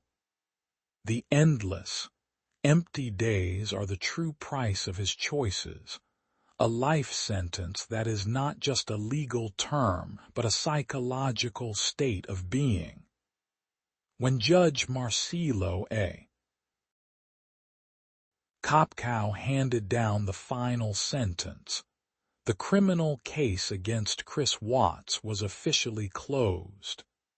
But for Shanann's family, her parents, Frank and Sandra Arzusek, and her brother, Frankie, the end of the legal battle marked the beginning of a new, lifelong mission, to fight for the memory of their loved ones and ensure the true narrative of their lives would not be eclipsed by the darkness of their deaths. In the face of unimaginable grief, they transformed their pain into a powerful and dignified campaign for truth and remembrance. Their first and most crucial battle was against the lies Chris had told. His initial false confession, which painted Shanann as a child killer, was a monstrous act of character assassination designed to mitigate his own guilt. Even after he pleaded guilty, this slanderous narrative had taken root in the dark corners of the Internet, fueled by conspiracy theorists and misguided sympathizers. The Arzuseks understood that silence was not an option. They had to actively reclaim the story and define the legacy of Shanann, Bella, and Celeste on their own terms. Their most significant move in this battle was their cooperation with the 2020 Netflix documentary, American Murder: The Family Next Door.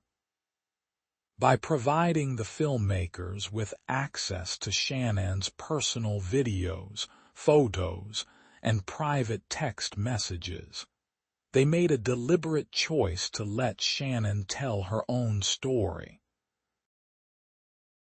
It was a brilliant and courageous strategy.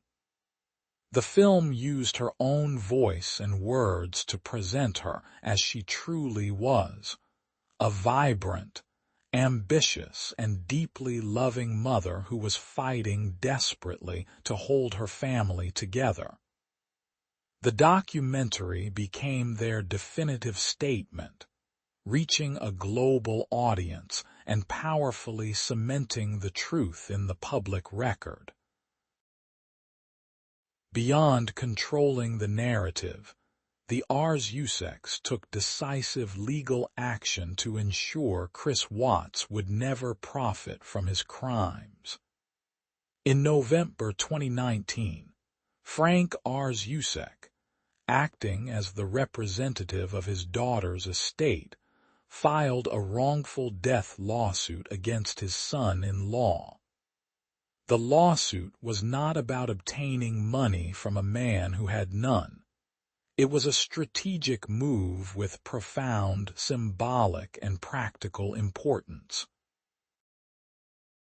It sought to hold Chris financially liable for the murders, thereby preventing him from ever earning a single cent from book deals, paid interviews, or any other form of murderabilia. In a swift judgment, the court awarded the Arzusek family more than $6 million in damages. This figure included $1 million for each death, and an additional $3 million for the emotional pain inflicted. The monetary award was a legal formality, a symbolic number representing a debt that could never truly be repaid. Its real power was in establishing a legal lien against Chris for the rest of his life, ensuring that any money he might ever receive would be immediately seized and redirected to the estate of the family he destroyed. It was a final, legal checkmate, slamming the door on any possibility of him turning his infamy into fortune. Through it all, the Arzusek family has conducted themselves with remarkable grace and fortitude. In their rare public appearances and statements, they consistently steer the focus back to the light their family brought into the world. They speak of Shanann's infectious energy, Bella's quiet sweetness, and Cease's fiery spirit. They have become reluctant but powerful advocates, reminding the world that domestic abuse is not always marked by physical bruises. It can be the slow, corrosive process of emotional detachment, gaslighting, and control that Chris Watts mastered. Their fight is a testament to the enduring power of love in the face of hate. While Chris Watts sits in a cell surrounded by the photos of a family he chose to erase, the Arzuseks are out in the world, actively tending to their memory. They have ensured that the final chapter of this story is not about the mind of a killer, but about the unbreakable spirit of the family he failed to silence. While Chris Watts's eventual downfall may seem inevitable in hindsight, the speed and efficiency with which he was unmasked were not accidental. His capture in under 72 hours was a direct result of sharp instincts, modern technology, and a masterful psychological strategy employed by a multi-agency team of investigators. They didn't just wait for him to make a mistake. They actively dismantled his lies, piece by piece, cornering him until the only path left was confession. The investigation began with a crucial, intuitive judgment call. When Frederick Police Officer Scott Coonrod responded to the initial welfare check, he was met not with a frantic, desperate husband, but with a man who was unnervingly calm and compliant. The body camera footage from that first interaction is a study in deception. Chris's placid demeanor, his fidgeting, and his overly helpful attitude were the first red flags. Inside the house, details like the stripped bed and Shanann's wedding ring sitting on the nightstand immediately struck investigators as inconsistent with the story of a mother who had simply left for a playdate. From the very first hour, police were operating on the suspicion that this was not a standard missing persons case. The first critical piece of objective evidence came not from forensics, but from a neighbor. Nate Trinestich's home security camera provided an inescapable timeline. The footage confirmed Chris had been the only one to move his truck that morning, backing it into the garage and loading it. But more importantly, it proved a negative, At no point did the camera capture Shanann or the children leaving the house. This single piece of footage rendered Chris's playdate story an impossibility and created a logical box from which he could not escape. The family had entered the house, but only he had left in a manner that could accommodate transporting them. With suspicion mounting, the full force of modern policing was brought to bear. The Colorado Bureau of Investigation, CBI, and the FBI joined the case, bringing with them powerful digital forensic capabilities. While Chris was giving his duplicitous media interviews, investigators were already pulling data that would become his undoing. They triangulated Shanann's cell phone location, confirming it never left the house. Most damningly, they obtained the GPS data from his Anadarko work truck. This created a digital breadcrumb trail leading directly from his home to the remote Survey 319 oil site, tracking his exact movements and the duration of his stay there on Monday morning. He could lie, but the data could not. With the physical and digital evidence creating a tight circumstantial case, the final phase was to secure a confession. This is where the investigators' psychological gambit came into play. On Wednesday, August 15th, they brought Chris in for what they framed as a follow-up interview, the centerpiece of which was the polygraph test. The polygraph itself was not a magic lie detector. It was a psychological crowbar. Its purpose was to apply immense pressure, to create a physiological record of his deception that could then be used as leverage.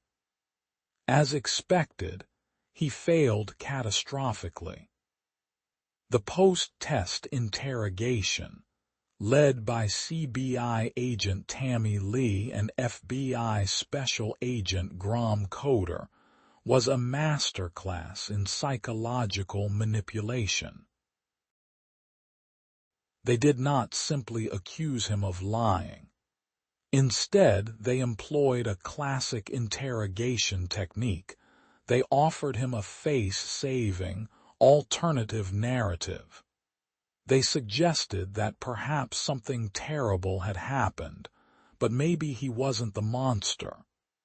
Maybe Shanann had threatened him. Maybe, they offered, she had hurt the children and he had snapped in a fit of righteous rage. This was the key that unlocked the door. For a narcissist like Chris, admitting to being a cold, calculating killer was impossible. But admitting to being a man who lost control after witnessing an unspeakable act, that was a role his ego could accept. It allowed him to recast himself as a victim. He latched onto the theme they provided, and the first confession, the lie about Shanann killing the girls, came pouring out. The final move was bringing his father, Ronnie, into the room. This was not an act of compassion. It was a calculated emotional trigger. By introducing a figure of paternal authority and love, they broke down his last defenses, making him feel a desperate need to explain himself to someone who might still offer unconditional support.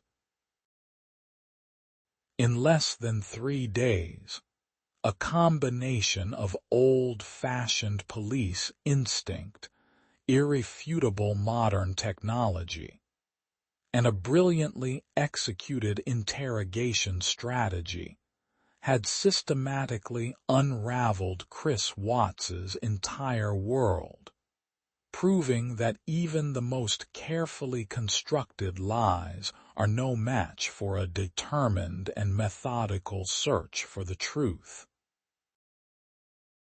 The murder of a family is not a contained event. It is like a stone dropped into a still pond, its ripples radiating outward, touching lives far beyond the immediate circle of victims.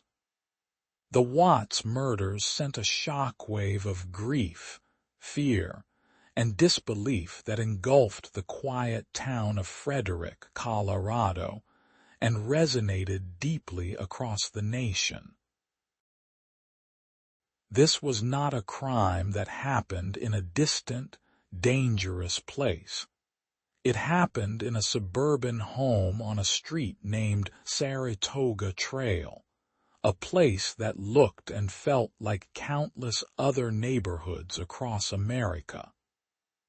It was this chilling "it could happen here" quality that amplified the collective sense of mourning and unease. In Frederick, the response was immediate and visceral. The yellow police tape that cordoned off the Watts home became an unwilling landmark, drawing a steady stream of shell-shocked neighbors and strangers. The lawn transformed into a sprawling, makeshift memorial, a sea of teddy bears, pink and purple balloons, flickering candles, and heartbreaking, handwritten notes. People came to pay their respects, to leave a small token of their sorrow, and to try and process the incomprehensible. It was a community trying to heal a wound that had been torn into its very fabric. The crime shattered the town's sense of safety and innocence, leaving behind a lingering sense of suspicion and sadness. Neighbors looked at each other differently, wondering about the secrets hidden behind the closed doors of their own community. The impact was felt acutely within the organizations that had been central to the Watts' lives. At Anadarko Petroleum, Chris's colleagues were left grappling with the horrifying realization that the quiet, unassuming man they worked alongside was a monster. The oil site where he disposed of his family's bodies, Survey 319, was decommissioned. It became a tainted, hallowed ground, a permanent scar on the landscape and on the company's history. For the women in the Lavelle community, Shanann's murder was a devastating blow. She was a leader, a mentor, and a friend to many. Her death sent a ripple of fear through a network built on female empowerment and trust, a stark reminder of the hidden vulnerabilities that can exist even for the most successful and seemingly confident women. On a national level, the case struck a raw nerve. It became a fixture of cable news and daytime talk shows, its details debated and dissected endlessly. For millions of people, particularly mothers, the story was a source of profound anxiety. Shanann had done everything right. She was a dedicated mother, a loving wife, and she meticulously documented her happy life. If a tragedy this horrific could befall her family, it felt as though no one was truly safe. Her story became a cautionary tale, prompting conversations about domestic violence, the deceptive nature of social media, and the importance of recognizing the subtle red flags of emotional abuse and detachment. The case also laid bare the dark side of true crime fascination. While many were drawn to the story out of genuine empathy and a desire for justice, a toxic subculture of online trolls and conspiracy theorists also emerged. They targeted the victims' families with baseless accusations and cruel harassment, compounding their grief. This digital mob mentality highlighted the dehumanizing potential of the Internet, where real-life tragedy can be reduced to content for consumption and debate. In the end, the collective mourning was not just for the loss of 4 innocent lives. It was also a mourning for a loss of certainty. The Watts family murders forced a national reckoning with the idea that evil is not always a stranger lurking in the shadows. Sometimes, it is the person sleeping next to you. It is the man smiling in family photos. It is the friendly neighbor next door. The ripple effect of this crime was a widespread, unsettling recognition that the most dangerous monsters are often the ones we know, trust, and love.